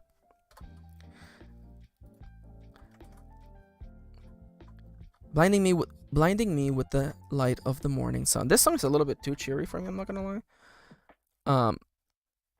Okay, you know what? I think here's the trick, okay? I want to end up here, but I want the comedy of this event. So here's what's gonna happen, okay? Say, compa, and as Trip is saying this, compa is gonna blind them, and that's how we get the interruption. Say, compa. See, and then we have the little interruption here. From across the room, compa parted the curtains and blinded me with the lights of the sun. They had been.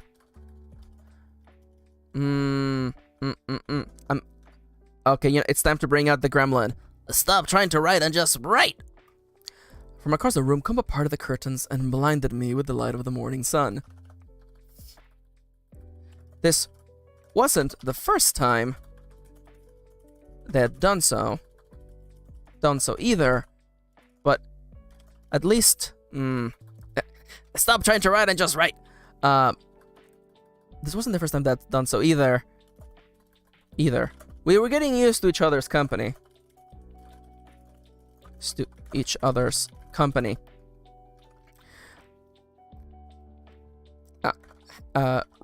Rushing to close this particular curtain. Compa. Oh my god, do I keep saying they? Yeah, I keep saying they. Yeah. I keep using they for compa just because I just love the genderless term. But I feel like compa as a sapient device would be like, no, you can just call me it. That gender stuff is weird, Like I feel like that's how compa feels about it, and I feel like we will have that conversation later in the book. But I like the idea that compa is just like, yeah, that gender stuff, that's human stuff. That's not for me. Rushing to close this particular curtain, compa shot me an apologetic look. And no wonder, Scanter, thank you for showing up. I hope you have a lovely day with your fam. Take care. Compa showed me an apologetic look. Compa, I said, rubbing at my eyes. Ah, that's a timer, buddies. That's a timer. Everybody, it's time for everybody to get up, stretch your legs, stretch your arms, and drink some water, okay? It's been 25 minutes. Time can definitely fly while you're just, enjoying a stream, doing work on your own, doing some drawing, some brainstorming, some world building. You're doing something on the side.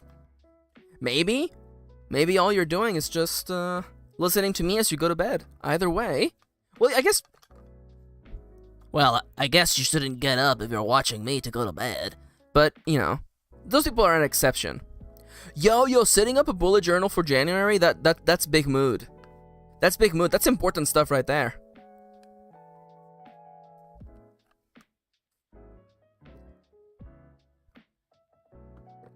Yo, let's go.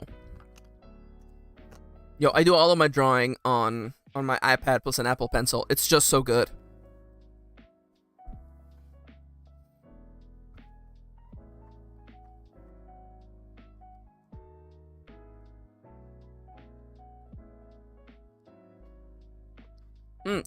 Have you all seen the? Ooh, I definitely shouldn't open that tab here. Have you all seen the art that I made for the Frankenstein stream?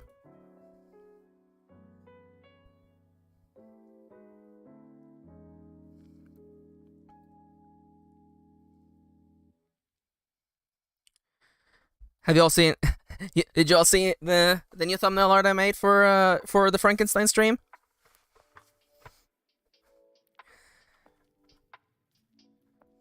I will say the art was an executive decision by Kirin, who thought, hey, if you're gonna read Frankenstein, why don't you just dress your character as Frankie from Monster High, who, by the way,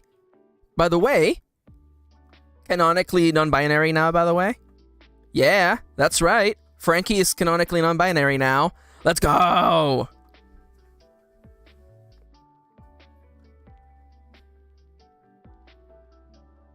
Yeah. Also, can I say, I had a lot of fun making the logo. Yeah, we like to have fun here. We like to have fun here with our art.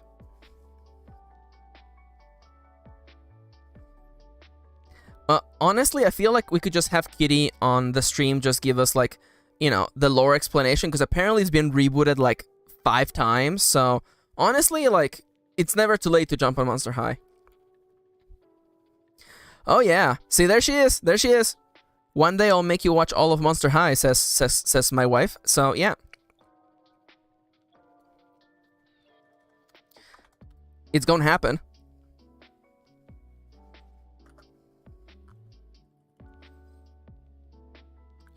Also, okay, so this is more like Halloween news, but like, during Halloween we went to the corpse of our local mall, which was possessed by Spirit Halloween. You know, we all know Spirit Halloween, the Halloween shop that just appears in the corpse of everyone's dead malls. And they had like a nice like little like a purse shaped like the notebook from Monster High. So of course, you know, we bought that. And Kitty and I, we've been sharing it. I think I went out with it once because I was just like, oh, it's so cute. It's just shaped like the Monster High notebooks. It's so cute. You could even like put your name on it, but like I can't do that. It feels wrong. Oh, like the diary. Sorry, it's a diary. Fake fan. It's me, the fake fan. I'm the fake fan. It's me. All right, back to the grind. We have a little bit left, and then, you know, 1 more hour, and then by the way, I tag along, and I'll probably tweet it again, because I want to talk a little bit about the solo RPG experience we're gonna have on Thursday, and I definitely want to get some help brainstorming. So I'll probably tweet out too, so people can actually, you know, if they didn't want to see me write, they can come and help me brainstorm.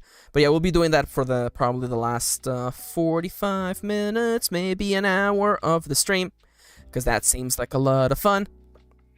Anyways, I gotta get them words. I gotta get them fighting words done. So timer starts now. Compa said, rubbing at my eyes, trying to get more than just the sleep out of them. How much money do I have left in my account? And then I want the joke that Trip asked Compa like 20 minutes ago. You just asked me, but ask me. You just asked me. Compa stared at me. Yeah, but that was before we finished the bathroom. Oh crap, I forgot that. Oh no, wash basins. We were gonna call them wash basins. That was before we finished the bathroom. The bathroom? Compa curled an eyebrow. Or no, raised an eyebrow at me. Raised a holographic eyebrow at me. The wash basin. The wash basin. I clarified. Ooh, would it be too self-conscious to be like, I knew there was no reason why anything in this world had to be named like the stuff in my world, but this was really getting out of hand, says Strip in chapter 5 out of probably like 30 chapters. The wash basin. You know, the one we just finished and dressed to the nines. And then, of course, in perfect fashion, the nines? Compa asked. Completely clueless. We dressed it good. We dressed it good. We dressed it good. We filled it with pretty things. Pretty things. I sighed. Just tell me how much money I have left. Just tell me how much money I have left, Compa. Just tell me. Left, Compa. Now, of course, Trip is not a goddamn savage, so they will drop here, please. At the end, because they're not a freaking savage. Oh well, sure. Let me just tally it up. Let me just tally it up, pard. Yes, they call Trip Pard. I don't know why. It's just the way that they are. Let me just tally it up, pard. Compass. Eyes flashed with a sudden waterfall of numbers.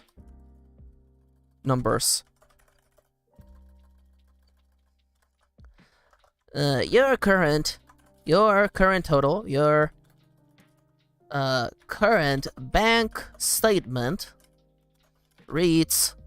Now, I do want to have like a nice big jump because they went from building like one room to building like a bunch of rooms. So let's take this number over here and like really like actually lower it, like not substantially, but like actually give it like a nice little chunk. So let's remove like $700,000, I think. So let's make it like 1, and then we're probably gonna make this like, let's make it like a 35, and then let's make it like a 0.42. That seems too repeating. Let's do 0.45. There you go. Your current statement reads, which again, like a part of me loves the ridiculous nature of not only, you know, Trip has to spend money to advance the plot, but also they have to spend so much money to advance the plot. Man, do you see this? Your current back statement reads, and I'm gonna just put the money icon if I can find it on my keyboard. Why did I just paste it, Max? Why don't you just paste it, Max? I also like the idea of leaving the 0 at front. I might take it away, but also a part of me wonders if I should just have it, you know, Compa just read the number out loud, but that's too much. You know, that's something for me and my editor to figure out later. Your current back statement reads, blah, blah, blah, blah, blah, blah, blah, blah, blah, blah, blah.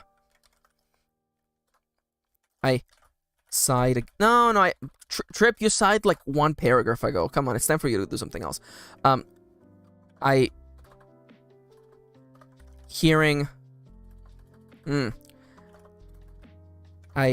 poured myself my 6th cup of that viscous liquid. No, I feel like I need something to connect into Trip being a little bit sad and tired. You know that feeling where like once the adrenaline is gone, you're like, oh man, I really am tired. I really have been spending the last 20 hours just building. Your current back statement reads blah blah blah blah blah blah blah. Really? Really? I stared at Compa, whose screen was showing the number in its. Ooh, I like that. I like that. I like that. Really? I start. Really? I muttered to myself, not noticing the viscous liquid begin to overflow the cup I was pouring it in.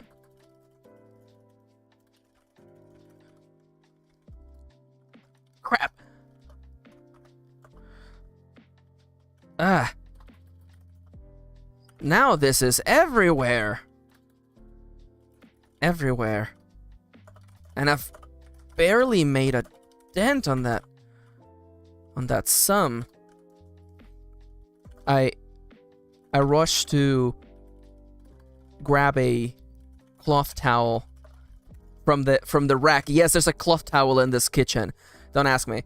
From the rack like device above the sink, but Compa was already one step ahead of me. They wet the towel and went about catching the runaway liquid. I took my cup, cleaned it, and gathered. No. It seems a little silly to, like, Trip is just sitting at the counter. Or I haven't really specified that. That seems like something I have to specify in the next draft. But regardless, I don't want to like have to move them. Honestly, I think it's just funnier if they just stay there and they finish the last of the bread cake, of the fruit cake. They wet the towel and went about catching the runaway liquid. I took my cup, cleaned it, and with yet another mess contained. I felt exhaustion begin to catch up with my body.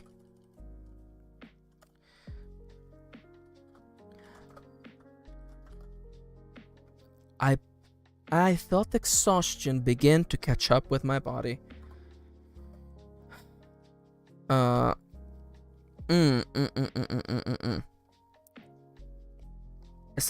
late in the morning is it? Is that really what Trip's gonna say? I felt exhaustion begin to catch up with my body. It had been a long, long night. We shouldn't have. Maybe we went a little too hard. I sipped on the drink. Maybe we went a little too hard. I sipped on the drink. Turning around to admire our work. Did I call this? I did not name this place. Okay. What is the etymology of the word kitchen? What is the etymology of the word kitchen? It comes from the Latin cocere, which means to cook. The English Sisene, the Dutch koken, which became kitchen, and the German Kuch. Ooh, that is definitely not the word. Let's never say that out loud ever again. Kokere. Okay, so a place to cook, huh? A place to cook. So I imagine that people in this world, which is huge, and people used to travel for, days and days upon days at a time without seeing civilization anywhere, they would gather at camp, and they would cook meals at camp. No worries, Mars. Go get some rest, okay? Cookery? Ooh, hearth. I do like that. Mark, that's a good one. I'll take it. Turning around to admire our work. La cuisine. Thank you. I think I want to go with hearth, but thank you for the recommendation sometimes. I sipped on the drink, turning around to admire our work. According to Compass history lesson, and I'm going to externalize some of the stuff that I've been talking about behind the scenes, just so that the reader also has context for that. According to Compass history lesson, the people of this world,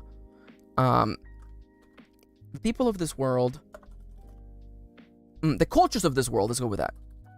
The cultures of this world. Yeah. Stop trying to write and just write, Max. The cultures of this world were travelers, were based on a kind of traveling ethos. It was not strange for people to spend their whole life traveling. And it wasn't until the development, and even with the development of large settlements, people still did a lot of traveling. It was not strange for people to spend their whole life traveling. And even with the advent? Is it really advent? Advent of large establishments, people did a lot of moving from place to place. When arriving at a place of rest, or a place of sojourn. No, I've already used the word sojourn. Let's just actually do some theme stacking there. When arriving at a place of sojourn, guests were first invited to the hearth, so they could warm themselves, wash, and enjoy some food. The room we were currently in was a modern version of that. Modern and yet old at the same time. To me, it looked kind of like a dining room, except, we're running out of space, except it was large and seemingly empty. I was standing by the counters that that covered the circumference of the room. Oh yeah, can I spell circumference? Absolutely not. I was standing by the counters that covered the circumference of the room. There were sinks here and there, as well as areas that would have been used for preparing food or laying out said prepared food. There was a nice what do you call the thingies that, I don't want to just call it a hearth, although I guess true to its name, there was a hearth in the center of the room, though much like everything else, it looked like nothing out of the history lessons Compa had given me. Everything. I had made sure to use only the finest options in the build menu. Let's just call it build menu. Let's just call it what it is. In the build menu. So there was a lot of chrome, a lot of elegant accents, and a lot of furniture, which apparently I was not allowed to put in the seemingly empty center of the room.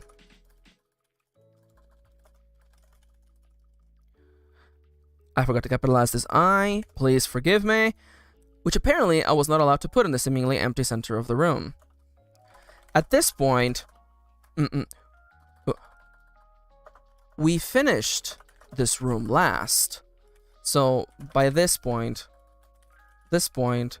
I was completely out of any fight in me. Whatever Compa said we had to do, we did it. Whatever we had to buy, whatever we had to put in the room to make it the room it was supposed to be, that's what we did. If we could make it incredibly expensive, then all the better. Ooh, this has been a nice little just staying in the zone. I like that. How much is this? 858. Not bad. 1/3 of the chapter already through. If we could make it incredibly expensive, then all the better. Now, where was Strip a second ago? Yeah, they were sipping on their drink and they were admiring their work. If we could make it incredibly expensive, then all the better.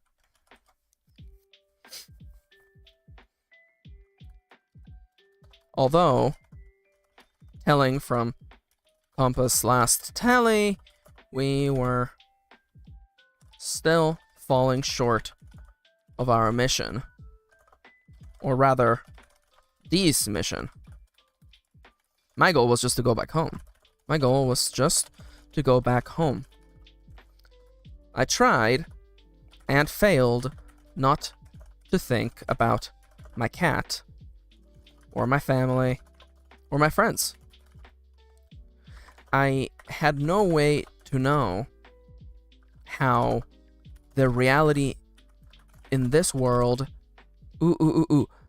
played? No. How the reality in this world interacted with the reality back home. Was time stopped back in the video game shop? Was Elena and oh my god, what's Elena's freaking husband's name? You know what? What the hell is his name? What the hell is Elena's husband's name? Holly! His name is Holly! I knew it started with an H. Was Elena and Holly still talking in the back room of... Was time stopped back... Let's just go with... Was time stopped? Or no, had time stopped back then? Had time stopped? Was Elena and Holly still talking in the back room of... it's called Next Level. Next Level?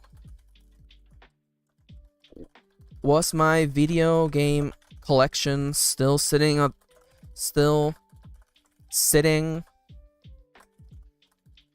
Sitting on... Yeah, I don't know how to spell sitting, guys. Sitting on their counter? Or had time moved on as it normally did? Or was it moving faster? Had it been light years? I think light years are supposed to be one word. Let's look it up. Is light year one word or two? Light year requires a hyphen. Had it been light years since I left them?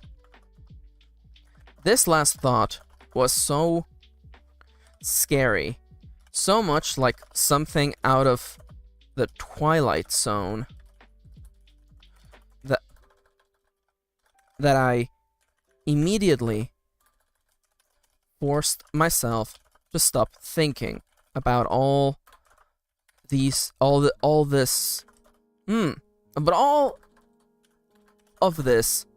suddenly.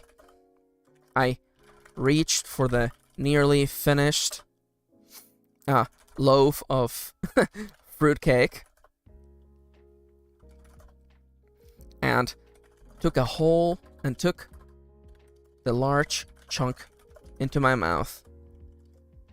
I still hated it, but it was better than going hungry, better than thinking about home. I try to keep my worries. Is under wraps too much of a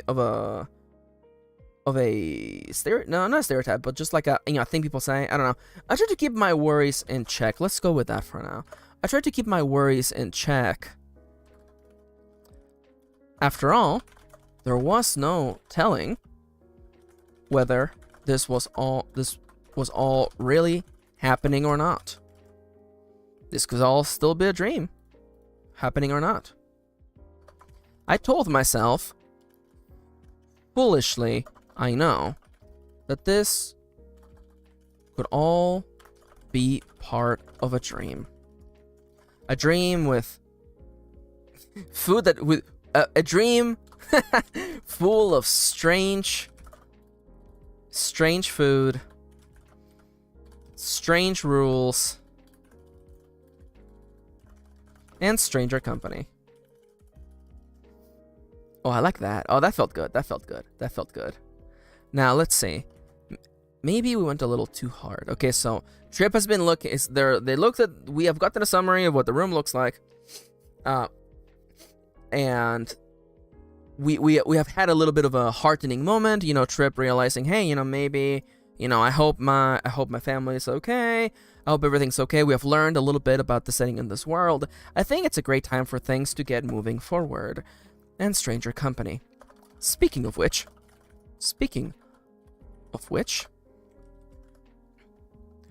now I think, yeah, okay, I think that would make sense. Okay, so, I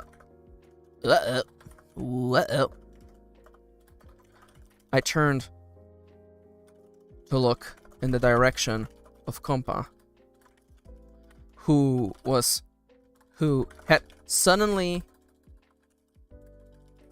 taken it upon itself to polish the counters. Or at least they had to, or at least they were doing so until a second ago. The little guy turned to look at me. No, I already said turned. The little guy looked at me, holographic eyes wide, and for the first time appeared to stutter. Stuttered. That's not how you spell stutter. There's 2 T's in there somewhere. There's 2 T's in there somewhere. Holographic eyes wide, and for the first time appeared to stutter. To Trip. So what's happening here is that the welcome party is literally coming up. The mayor of the town, knowing proper procedure, has pinged the house to let because we're about to learn about how the houses in the setting work and how they're all basically connected to them. So how like all trees and all plant life, their roots actually end up connecting to one another, making like a weird like plant network where all the plants are basically like neurologically connected to one another. That's kind of how the houses in this setting work. And this will become pivotal to the third act of the story. I will tell you about that plot twist later. But basically, Kompa just gets the ping, and Kompa's like, Trip, you have approximately 20 seconds to get ready before they knock on our door. Or I'll say approximately like 2 minutes. Unfortunately, that is the timer, everyone. You know the drill. You know what needs to happen. It's time for you to get up and stretch. Is there a stretch emoji? There's a ruler. I'm gonna hit you with the hydrate. And is there a stretch emoji? Is there a yoga emoji? You're telling me there really isn't a yoga emoji? Yo, Google, what's up with that? Well, dancing person is gonna have to be is just gonna have to do. All right.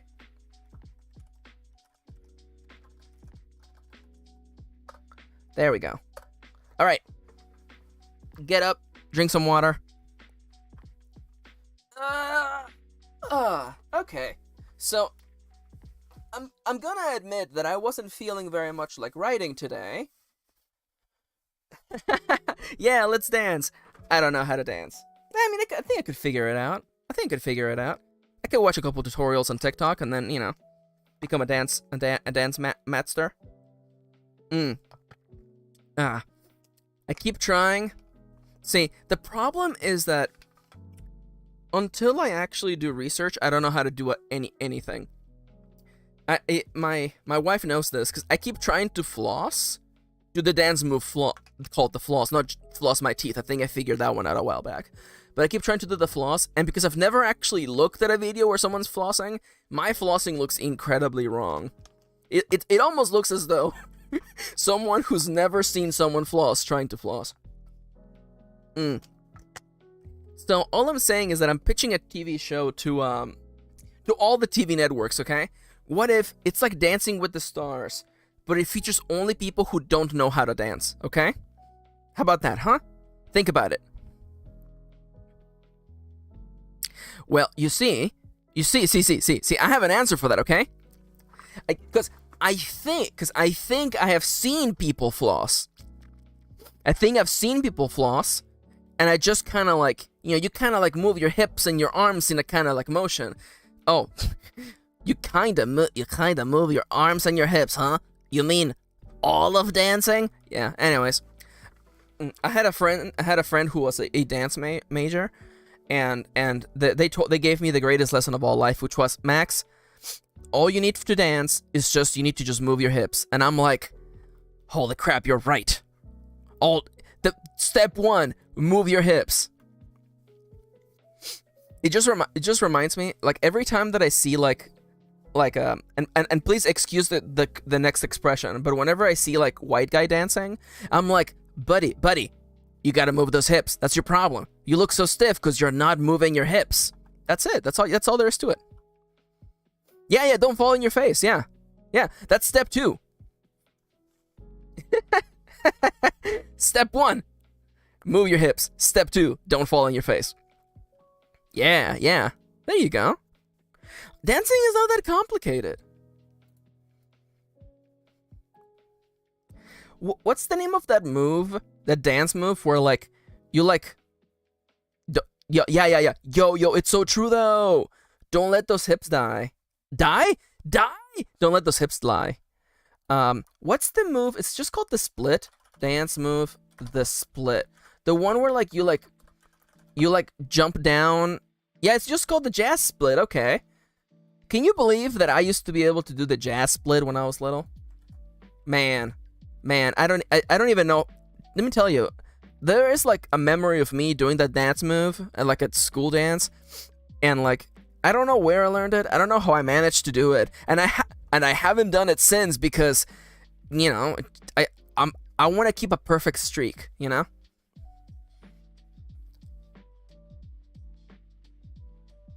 Oh no, yeah, absolutely. No, I disassociate very, very easily. So sometimes she says, I hate dancing because I feel awkward. I become aware of my body. If that makes sense. It super makes sense. And I feel like all eyes are on me. I'll be the one sitting near the buffet. Thank you. Honestly though, that's relatable. See, I disassociate super easily. So like I can definitely feel, the feeling of becoming aware of your body. That's me for sure. Yeah, I get that.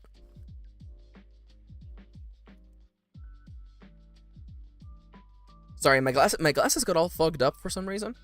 It's getting hot in here.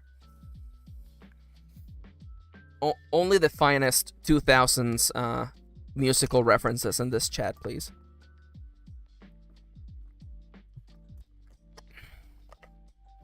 I swear to God, if anyone is like, oh my god, the 2000s, that's so retro, and then internally I'm just like, just crying internally. Gosh, I'm so old. Oh no, yeah, for sure. No, yeah, sometimes like that's. Hold up, I just realized calling you sometimes could possibly lead to some hilarious sentences. But anyways, I'm cool with that. Yeah, no, that's at least to me that's how my disassociation manifests. It makes it really hard to like enjoy like theater. Also like when people are performing around you, it makes it really hard to enjoy that. But you know, I mean, like, you know, what am I gonna do? That's the brain that I got dealt. You know, those are the random stats that life gave me at character creation, and you know, I'll just make do. Now, it's 1:10. There's 20 minutes left for writing, but I kinda want to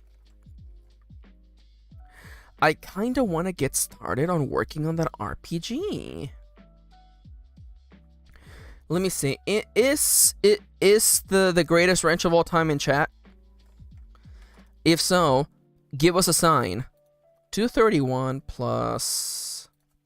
It's 231 words plus. Oh, we're getting the green light, boys. Meat's back on the menu. Let's see. Okay, so you are 1125. 1125. Honestly though, that's not that bad. Game over. Yeah.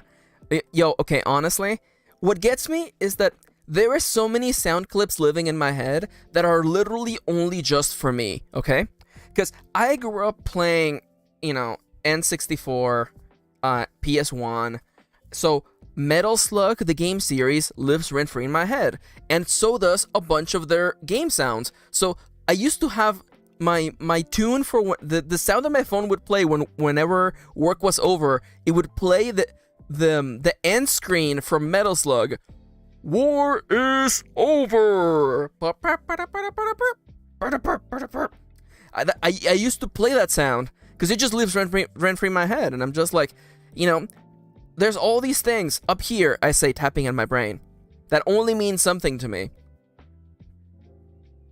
Can I play that sound? Do you think that YouTube will, like, war is over? Will that actually come up? No, I don't think it's coming up.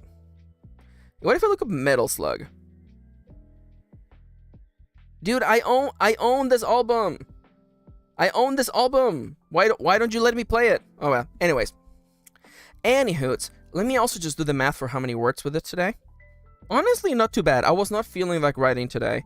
But see, this is the good part, okay? When you push yourself to do a little bit of writing, even if you don't feel like it, it's all plus, baby. It's all, you know, you ended up getting more than you were gonna do. There you go. 1356. I got 1,356 words that I otherwise wouldn't have done today. That's good. That's a chunk of the book right there. And we move on. All right. So, I'm gonna take a quick second. I'm gonna switch this to just less chatting for 1 second. And I'm gonna tweet and post on Tumblr real quick to let people know that we're changing gears. So we're doing a surprise plot twist. But yeah, okay, yeah, so we're gonna be talking about surprise. If I could spell surprise. Surprise. We're ending.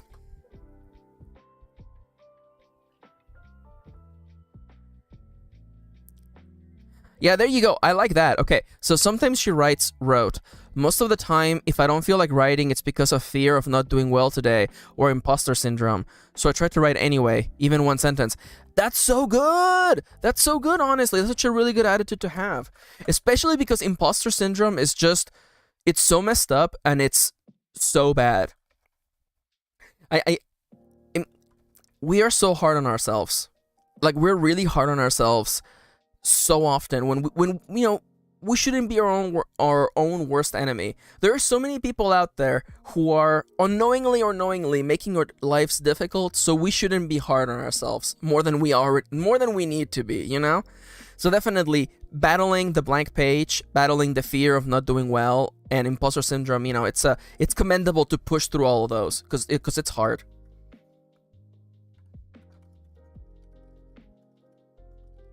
Today early, we're changing gears today early. Come and help us brainstorm my solo TTRPG setting before we call it for help us brainstorm my solo TTRPG setting. Let's go. We'll do that, and then the emojis is gonna be the dice emoji, and then a rocket ship, and there you go. So that goes on Twitter, and then I gotta put it on Tumblrinos. Oh, Charlie says Alan Moore, the writer of the Watchmen comics, said that you should read bad books because they're just as motivating as reading good books. I super stand by that. It's true. It's true. It's true. See, so much good energy, so many good vibes in chat. Sometimes she writes what if it's bad? Writing a bad thing is better than not writing at all. You can edit a bad book. You can't edit something that does not exist. It's so true. It is so true. I love that energy. All right, so let's talk about what we're going to be doing. Starforged RPG. Let's go. Can I get a nice piece of art that I can showcase people? Because I just want to... Is this image... Oh, let's go. No, I need the cover for the book. Sean Tompkin, I need the cover for your book so I can show people. Or I could just show them this badass art you have here. Let's go. Alright, so, the game system I'm going to be using... Let me just switch over to Let's Write real quick. Alright, so... You know what? Yeah, no, honestly though, I used to, Timberwolfie said, I need to write these things down where I can see them at all times. What I used to do is that whenever someone left a nice comment, I would actually screenshot it and put it in a folder called like good vibes or positive thoughts. And whenever I felt bad, I would just page through those comments. It honestly helped a lot. So it's just good to just, write them somewhere. You can put them in like a glass jar. Also, before I keep talking, Kitty is absolutely correct. I have not taken a break. Or I can sense myself needing to get up. So I'm gonna have a very quick bio break. Let me just, I'm gonna just, and I feel bad because I just told people I'm actually streaming, but whatever, it's fine. BRB. I'm gonna be literally right back. It's gonna be like 2 seconds. And also you get to see the rarest expression in my tool set. Be right back.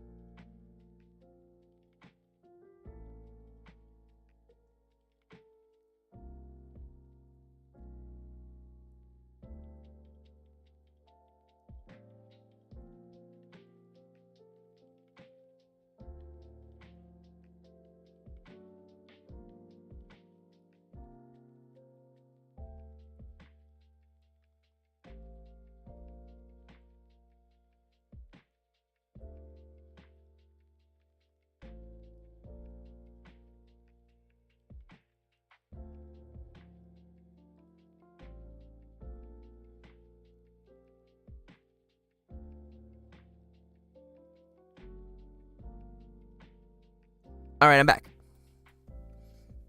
I said that was gonna be quick. So.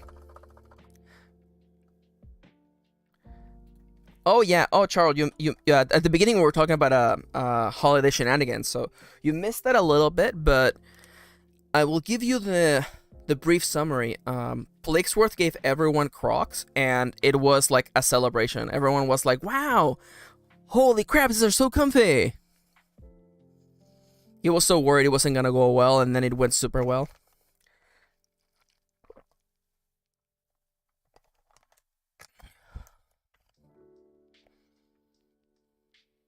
Hell yeah. Honestly, I'm here for people who can have like a lot of fun with like actual puzzles. My brain doesn't work like that, so I'm just like I am so happy for you. I'm so happy you can like have fun that way. My brain doesn't work like that though. All right. So, whoops, I hope that wasn't too loud for you guys. Cuz you know, if you watch my old videos, you know I love moving my hands. I just love being expressive. That's why I have so many expressions. Also, one of these expressions triggers this Explore tab here on Google Docs, so I have to remember not to do that expression. Oh my god. Oh my god, a music sheet puzzle? That sounds so much fun. Holy crap. Nightmare difficulty. So yeah, the system that I want to be using, because again, I mentioned that for this week's schedule, we're going to be doing some solo tabletop role-playing using the system known as Starforged. It's getting cut off a little bit at the top. It's okay. Starforged is a great, awesome system made by Sean Tompkin, previously known for doing Ironsworn. If I could switch over to that page real quick. Yeah, Ironsworn! It's an amazing system that basically allows you to play by yourself. And it gives you the tools to be able to procedurally generate a world and be able to play a story by yourself. And it gives you cool systems to be able to deal with the fiction. It's a fiction first kind of system. And the one thing I like about it is that even though the base setting is like space, you can do whatever you want in this setting. So that right there is part of the problem. Because I was telling Kirin earlier today, the ideas that I have for the setting are, one of the ideas that I have is like a basically gaze in space, base building, basically like RimWorld meets Stardew Valley.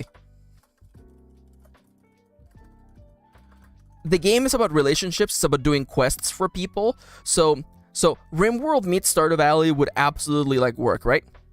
The other idea that I have, and I've had this idea since forever, okay? Basically, like Yu-Gi-Oh! The RPG. Basically, like an RPG where instead of fighting, you're just doing card games with people, right? Like the battles that happen are within the context of a card game, of a TTRPG. You guys are gonna help me figure out what the role-playing game we're playing on Thursday is gonna be. A role-playing game is a storytelling mechanism that allows you to tell stories. And usually, like Dungeons and Dragons, you do play those in a group. With this system, the system of Starforged, you're able to actually play that by yourself. Of course, I'm going to be playing with you guys in chat, and you guys will be giving me ideas and helping me come up with things that characters do. But the world concepts I have are, you know, RimWorld meets Stardew Valley. You know, gaze in space. There's base building. You know, gaze stranded in space, stranded in an unknown world. Literally like Yu-Gi-Oh! / like Magic the Gathering, the RPG. I've had that idea in the back of my head for years. You know, because, again, I've played a lot of Ironsworn, and I know how to modify the setting for it, and how to modify the system. So the idea of, like, characters, literally, like, high school teenagers with card games fighting each other actually completely works out. And the other one I've been wanting to do is just actually Monster Hunter, except it's an RPG.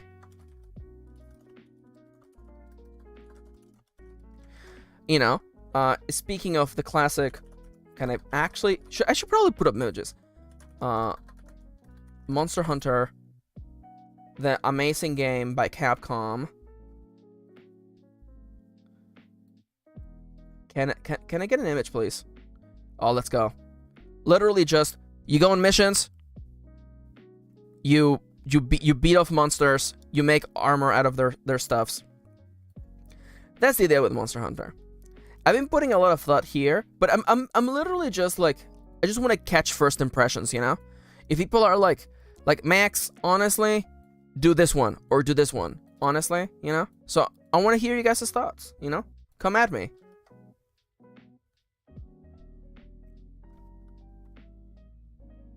Kitty. Kitty. Kitty. Kitty. What the hell? Kitty in chat, you beat off monsters? God damn it. God damn it.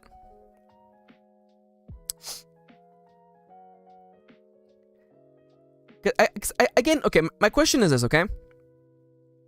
What kind of RPG you guys want to do, okay? Do you want relationships or do you want fighting?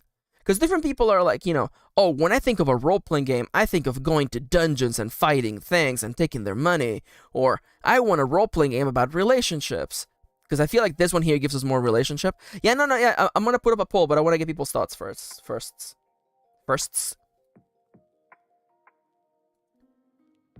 Hold on, I'm going to close this. Close that. Okay. What's more fun? Fighting monsters. Exploring. Relationships. Alright. The poll is up. The poll is up.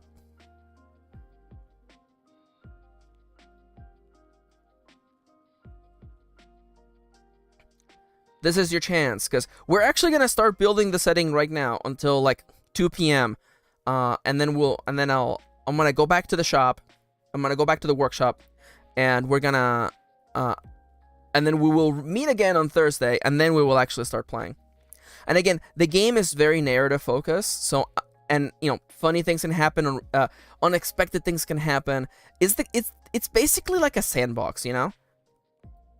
You know, like the fun little anecdotes you get from playing, like, you know, a role-playing video game. You get that, but you're in full control of things. You get to create your own setting, your own characters, your own creatures. It's fun.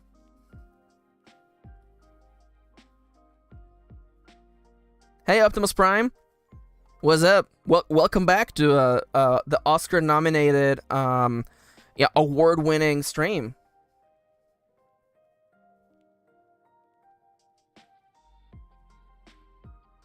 Oh yeah, Timber Wolfield. It would be like all kinds of relationships for sure. Yeah.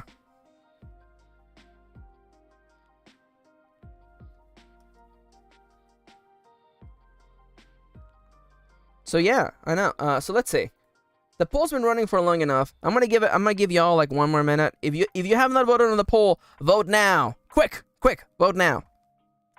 But yeah, no, we're preparing. Okay, I'm actually gonna write it up in here. Okay. Goal. Prepare the setting for Thursday's RPG campaign. We're gonna play. I'm gonna play. That's not how you spell campaign. That's not how you spell campaign. You know, but we have to pick one. And again, you know, Arpog. Let's go. So yeah, you know. We have to pick one, unfortunately. You know, that's life. You know, you can't have your cake and roll dice on it too, you know? Ooh, relationships fell a little bit, but I still think it's number 1. I'm going to call the poll right now. Okay. So, according to this poll, by the way, most people want relationships. Relationships was 57%. Exploring was 28%. So in that case, what I'm thinking is that we do a campaign with a little bit less combat and more exploring and more of creating bonds with people, doing quests for people that don't necessarily require violence. I kind of like that. Okay, in that case, that takes both of these guys out. So, in this case, see, thankfully, I was already prepared for this. So, in this case, what I'm thinking is, much like RimWorld, if you guys are familiar with the video game RimWorld, let me see if I can bring up a photo for anyone who's like, I've heard that word, but I don't think I've seen that recently. Let me just take a screenshot from... This is actually from the RimWorld website. Wow. Can I please have that image, good sir? Thank you. Are people getting shot in this image? Oh well, too bad. Don't you start. Don't you, what okay, alright. What is RimWorld? What is... I have to look it up now. Ah, it says that it's an episode of the sci-fi sitcom... Wait, Red Dwarf is a sitcom? Really? Oh well. Anyways, so RimWorld is a space colony simulator game where, you know, your characters crash land on a planet and they have to basically build a home for themselves in this new strange planet. I would like something like that. I definitely think it would be like, you know, gays in space. We have gays in space. Crash land into a new world, and oh hell yeah, Jason! Don't worry about it. Yeah, I hope you have fun. No worries. No worries. Take care. Thank you for showing up. Gaze in space that crash land into a new world.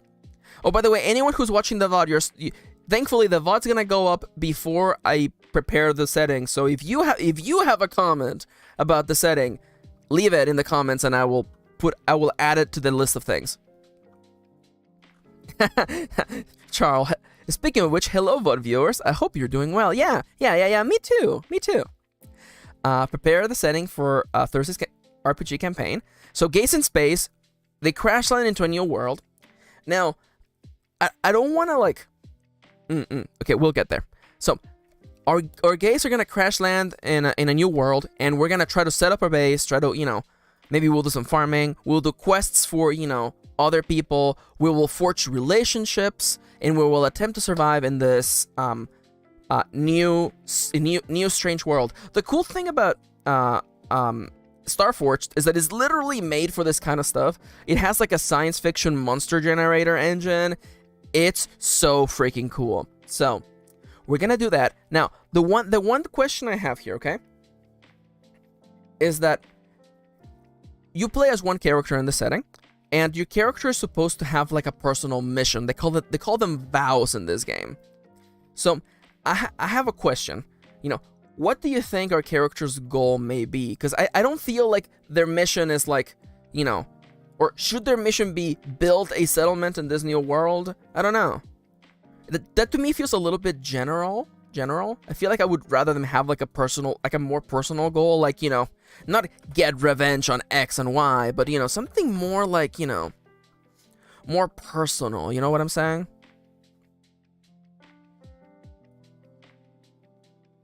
Although I guess if you're crash landed into another planet, I guess you have enough problems in your hand as is, so you don't have to worry about dealing with the trauma of your, you know, of your ex. I guess? I don't know.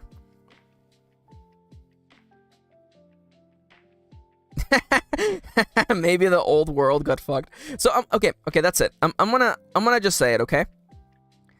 Okay, so I'm gonna tell you the reason why I'm leaning close is that I'm gonna tell you the truth about what I was thinking the setup for this is, okay? So I was thinking the setup for this campaign is that our protagonist and the other like 3 to 5 people who are in the party, who I don't control, but, you know, they're characters who are there and, you know, with different abilities.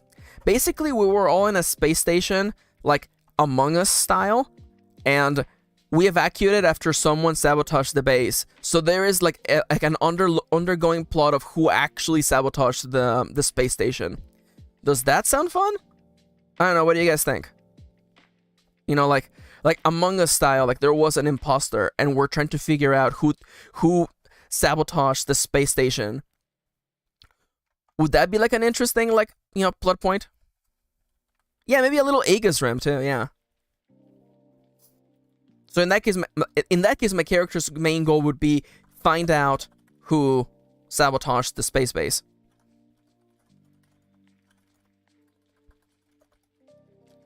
Does that sound fun though? Because you know, I do want to make it a point that it's not going to be a whodunit, because we're all stranded in space. It might just be I guess find out a whodunit, but not so much like, okay, now you're going to prison, but more like, I want to understand why you did what you did. I want to know why you sabotaged the base. I mean, like, Jimmy died. What about Jimmy? Jimmy died in the explosion. We barely made it to the escape pods, you know? Also, I hate to be like a giant like nerd, but I like the idea that like everyone has like spacesuits that are colored, like we're like Among Us crew members. I feel like that would be funny, you know? Am I the only one who thinks that would be funny, you know? Or is it just me? Let me take a sip of water real quick. While you all either call me out or agree with me. Ooh, what are the new Guardians of the Galaxy uniforms? I gotta look that up.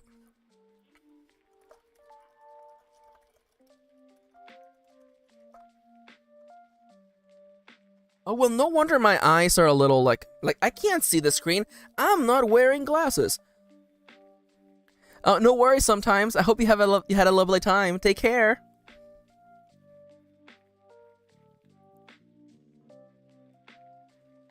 Oh, I kind of see. I see what you mean, Alexander, with like the new uniforms. Okay. Yeah, they're more like classic, old school like space uniforms. Interesting.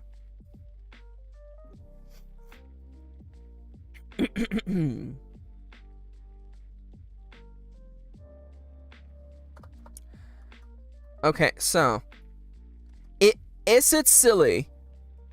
Is it silly to give everyone like color-coded uniforms, or is that too? Because alternatively, what it could be is that everyone has color-coded uniforms because at the space station, everyone served a different job. So, you know, like, I don't know, like if you were on the medical board, I don't know, on the med bay, if you were on the med bay, you're wearing like, I don't know, like red or green, right? And it's like, oh, well, my character was in engineering, and in engineering, everybody wears blue, you know? By the way, I love Charles being like, I would do it. Yeah, you're right. Why am I second guessing myself? Okay. Everyone has colored suits based on their job.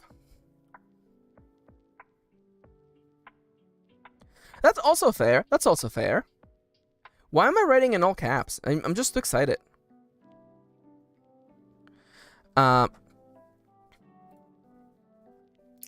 Everyone has colored suits. Okay, now, the next question on the board, okay? How many characters have crash landed into the planet with me? Oh, I like that. Charles says, in one of my plant stories, I'm doing a magic system based on the color theory. Honestly, though? Honestly, that's kind of cool. I like that.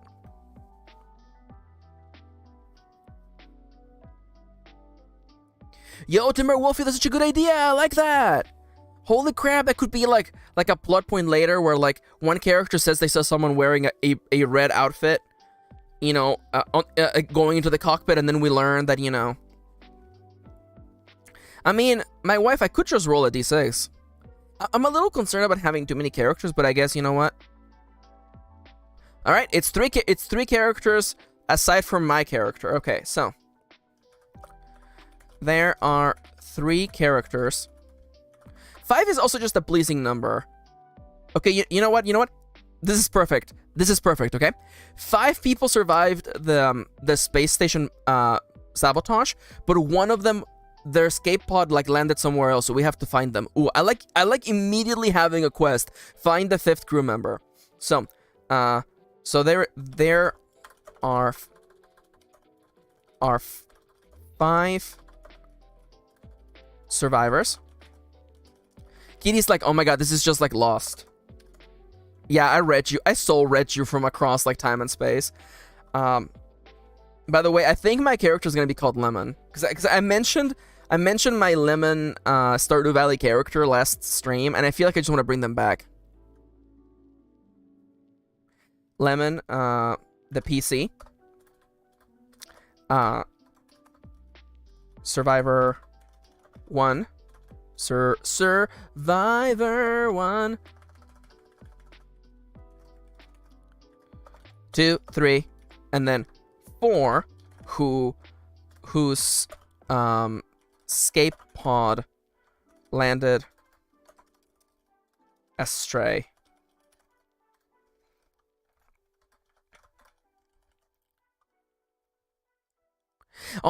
Okay, so the way that I'm thinking, I think Lemon has like bright green hair, and then they're definitely wearing like a yellow suit. I think that would be fun, and honestly, that does feel like an engineering outfit actually. So I'm thinking, yeah, they have green hair, yellow suit. So actually, the fun thing is that Ironforge has rules for what kind of like what things ships have. So it can actually, so the districts, the parts of a ship are community, engineering, living, medical, operations, production, and research. So that's 1, 2, 3, 4, 5, 6, 7.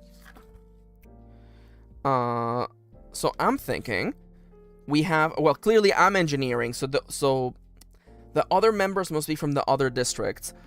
So I'm thinking, I feel like we should definitely have. Okay, we need someone who's research, of course. I'm thinking someone. We need like a nerd with glasses. So now, when I need people in chat, tell me what color is their research uniform.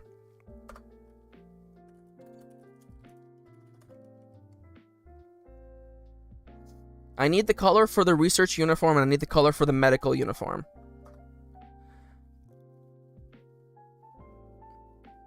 Ooh. I like Charles being like, I just think they're neat. I just think they're neat.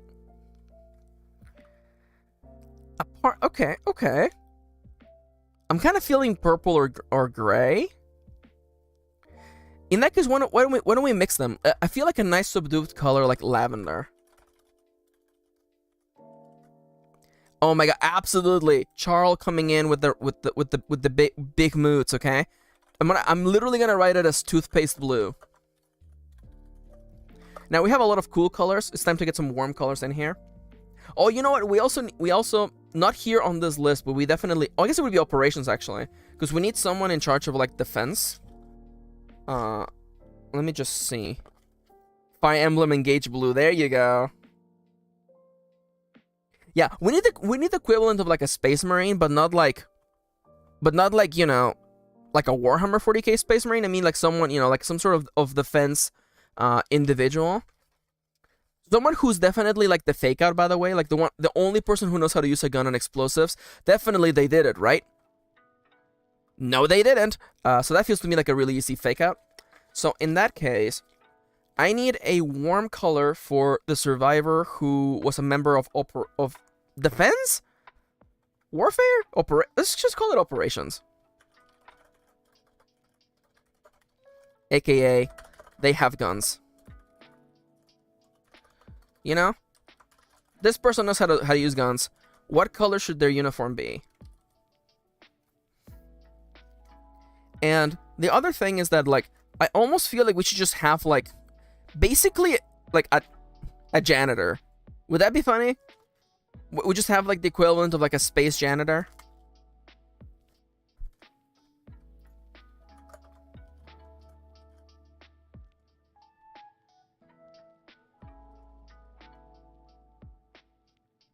What do you guys think? I'm still laughing at Kitty's comment of Fire Emblem Engage Blue for the toothpaste. That just gets me. And we're still missing one more member of the thingy. I am thinking like a janitor. Well, yeah. By the way, I love Charles saying gun gay. Yeah, you know what? Also, you're right. They're just called the gun gays. And they are in fact red for sure. And yeah, you know what? Moontoms just gave me the confirmation I needed. Now we need an. What do we call the people in charge of cleaning the space station? What do we even call them? What's another fancy word for janitor? The gun gays are just GGs. I love that. I love that. Maintenance! Thank you! Thank you! I'm not even gonna capitalize it because there's no excitement in that job. And okay, so what color? We have two cool tones. We have like two warmish tones. Is the maintenance uniform... Don't say brown. Don't say brown. Is it gray? Do we just go for, like, boring-ass gray? Well, no, engineering is yellow. That I have done the executive decision that engineering is yellow. No worries. Orange feels a little...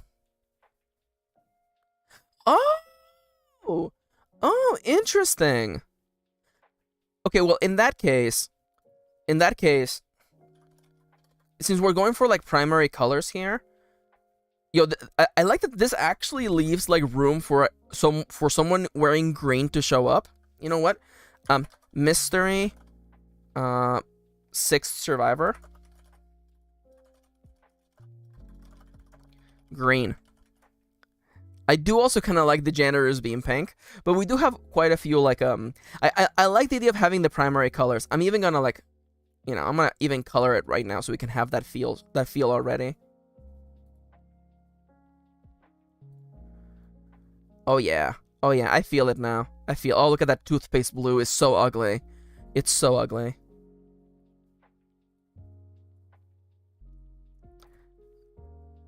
Oh yeah, maintenance. Oh, for sure. I definitely love, like, the like the biohazard look. And yeah, the mystery sixth gay.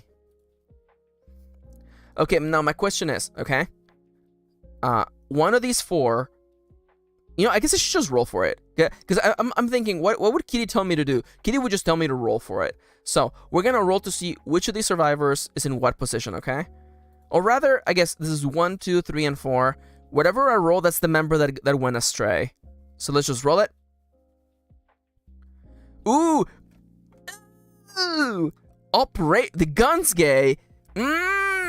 How convenient that the guns gay is the one whose escape pod did not land with everyone else. How strangely convenient. The gun gay. See, but the fun thing to me is that, like, they're definitely not the ones who did it. Internally, I'm certainly they're not the ones who did it, but there's so many, they have so many, like, fingers pointed in their direction. Let's go. So the gays that we landed with are gonna be the purple research gay. By the way, this is literally their names now, by the way. Research gay, medical gay, and, oh my god, maintenance gay. Okay, so yo, I should probably watch Annihilation. Actually, that seems like it would be, like, good inspo for this story. I'm gonna put that on the board. Yo, Kitty, can we rush Annihilation before Thursday?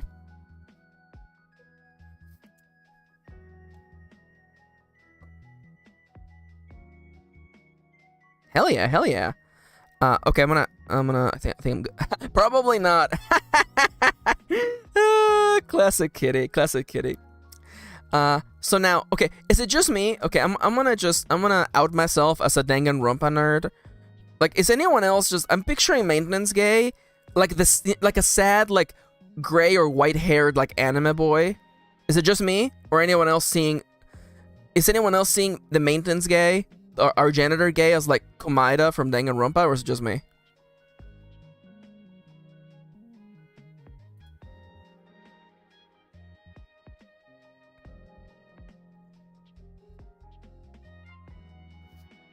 Now, I do feel that by making them, like, the white-haired anime boy, they literally have, like, the biggest target on their head, where I'm like, clearly you did it. Clearly you did it. But, you know, I don't know. I'm kind of getting, like, you know, white/gray-haired anime boy. Soft anime boy aesthetic.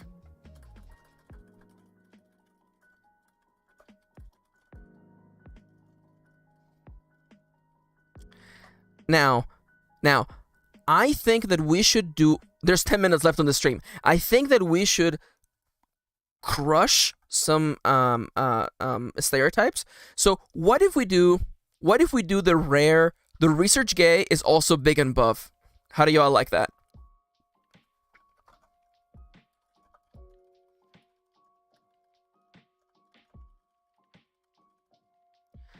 Let me see if I can look up It's Sankey Zero. Mamoru, I think is his name. You know, we're not settling like genders right now, but I honestly feel like, although he's a doctor now that I think about it, but anyways, can I get this image of him, please? This image is so low quality, but anyway, I'm thinking like, you know, like he's big, muscular, but he's also very smart. What do you guys think?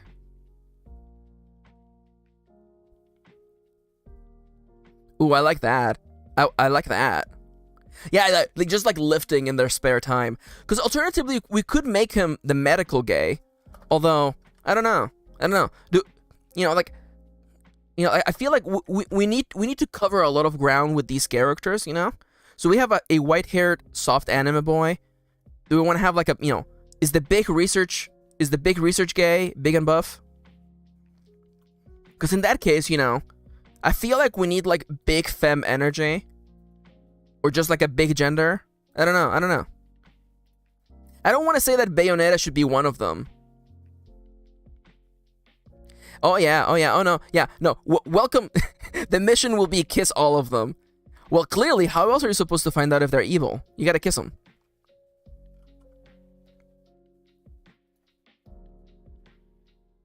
Yeah, oh my, yeah. No, it's like the nurse, the doctor lady from Persona 5. Let's go, yeah. Oh my god, fucking Bayonetta, goth, doctor femme, because gender's made up. Yeah, Bayonetta, goth, doctor femme. Oh my god, yo, right now. This protag looks like they're super out of their league. How could we possibly romance all of these beautiful gays?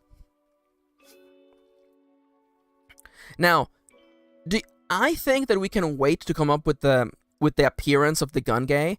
Although it would be funny if they're like, I don't want to say a baby, but they look like a child. You know that anime thing where like this character looks like they're a child, but then they just have a gun. Is that funny? Gunmetal gay. I love that. That's my favorite Warhammer paint color.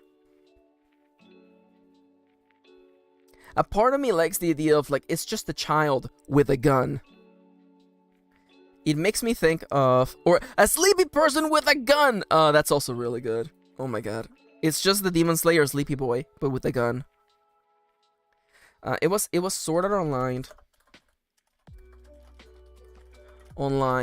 Oh my god, it was Fatal... No, which one was it? God damn it. One of the Sword Art Onlines had a child with a gun. That's also fair, yeah. In our last role-playing campaign, Kendra was playing as an intern, and it was just like a guy. It was just a guy, like literally like an intern just showing up with like a button-up, except that it's a war-torn setting, so like he's covered in like mud and blood and just has like a gun that's also a computer. A laptop gun, if you may. What a good stupid setting that was. I am thinking sleepy, small, baby, gay, with a gun. Man, how are we gonna like romance like, okay, well, yeah, anime boy, yeah, he's a loser, but how are we gonna romance like these two giga chats over here? Man, the difficulty of this campaign is already spiking. Oh no, we didn't finish building the shelter for the night. I guess we're all gonna have to curl up together. Let's go. Ah, man, good times. I might have to lower the medical gate to be a little bit less than Bayo, because I feel like Bayo's like definitely outside of our league. I will say, by the way, when I say Bayonetta goth doctor fam, I do mean that they're like actual Bayo, not canon Bayo. And by that I mean like, you know, big gay, big pansexual, omnisexual energy. Yeah. We can just make them a mask. Why not? Gotta have a big buff dude. Yeah, there you go. Muntum says we should all nap under the research gay for warmth. It's true. Okay. So we definitely have something here now. Okay. So So we have gays in space. We're gonna do some base building. One of our first missions is gonna involve finding the fourth gay. Find out what happened, or the fourth survivor. Find out where their escape pod landed. We gotta make we gotta make shelter. We gotta find resources. Maybe set up a little farm. And our character's secret mission is to find out who sabotaged the space base. The space base. A part of me, I'm gonna just put a little note over here. The reason why we want to do this is because we're actually like, would it be like too much of like a twist where like we're actually like, I don't want to say like it's alien up in here and we're an android, but like we were planted into the space base to prevent the sabotage, and we messed up.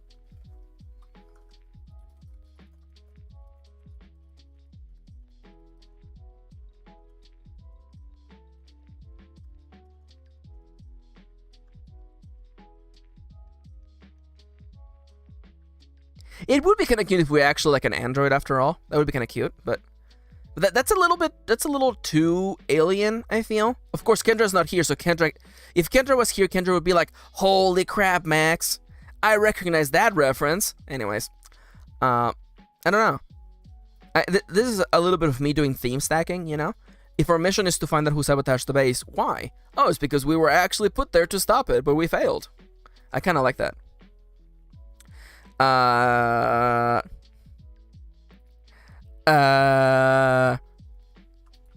Yeah, maybe there's androids and aliens. I don't know. Anyways, where is my little sheet for the end of the session? Gotta find it.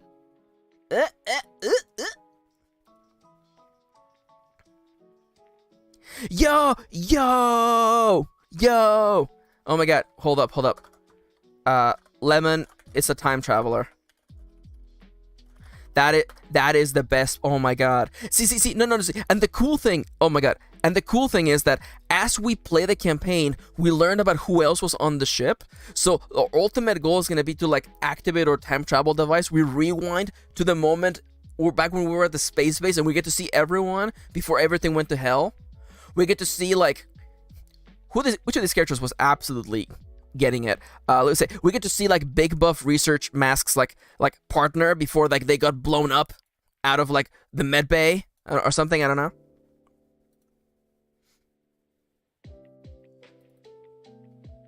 I feel like that would be really cool. Holy crap, Kitty. Holy crap. You just like drop like time travel, and I'm like, and my mind is just going. So it really is like Lost in space. Oh my god. By the way, I want to let you all know that the music you heard on the stream comes from Lo-Fi Leah. The program I used is Vtuber. You can become a VTuber like me by using that. And if you go to MKirinauthor.com, you can buy my books. Coffee.com/MKirin is the #1 place to support me and to treat me to coffees and to help me make this stream better and cooler than it already is. And I want to say to anyone who's watching this VOD, thank you for watching. Don't forget to leave a like. Don't forget to subscribe. And don't forget to hit the bell to be notified of future streams. Tomorrow, we're going to be streaming Frankenstein. I'm going to be reading Frankenstein for the first time. I still have to download the book. It's public domain, so it shouldn't be too hard, but hey. Also, Timber Wolfie is absolutely correct. It would make for a perfect visual novel. Also, Mark, we are in talks to make a Discord server. I promise. We are actually gonna have a gay agenda meeting next week. I have it on the calendar now. We're gonna figure out how to do a Discord server so that we can have a nice writer community there. We can share feedback and tips and all that other stuff. So yeah, holy crap, I have 28 seconds left. Thank you so much to everyone for coming to the stream. Thank you for watching me write. Yeah. We'll definitely make a Discord next year. I feel like, we're gonna have a gay agenda meeting and we're gonna make it work. But first off, I want to say Yeah, and we'll do a book club. Yeah, that sounds super fun. Anyways, it's almost time for me. I gotta get going. Thank you so much for watching, and I'll be back here tomorrow. Take care, and I'll see you then. Bye-bye.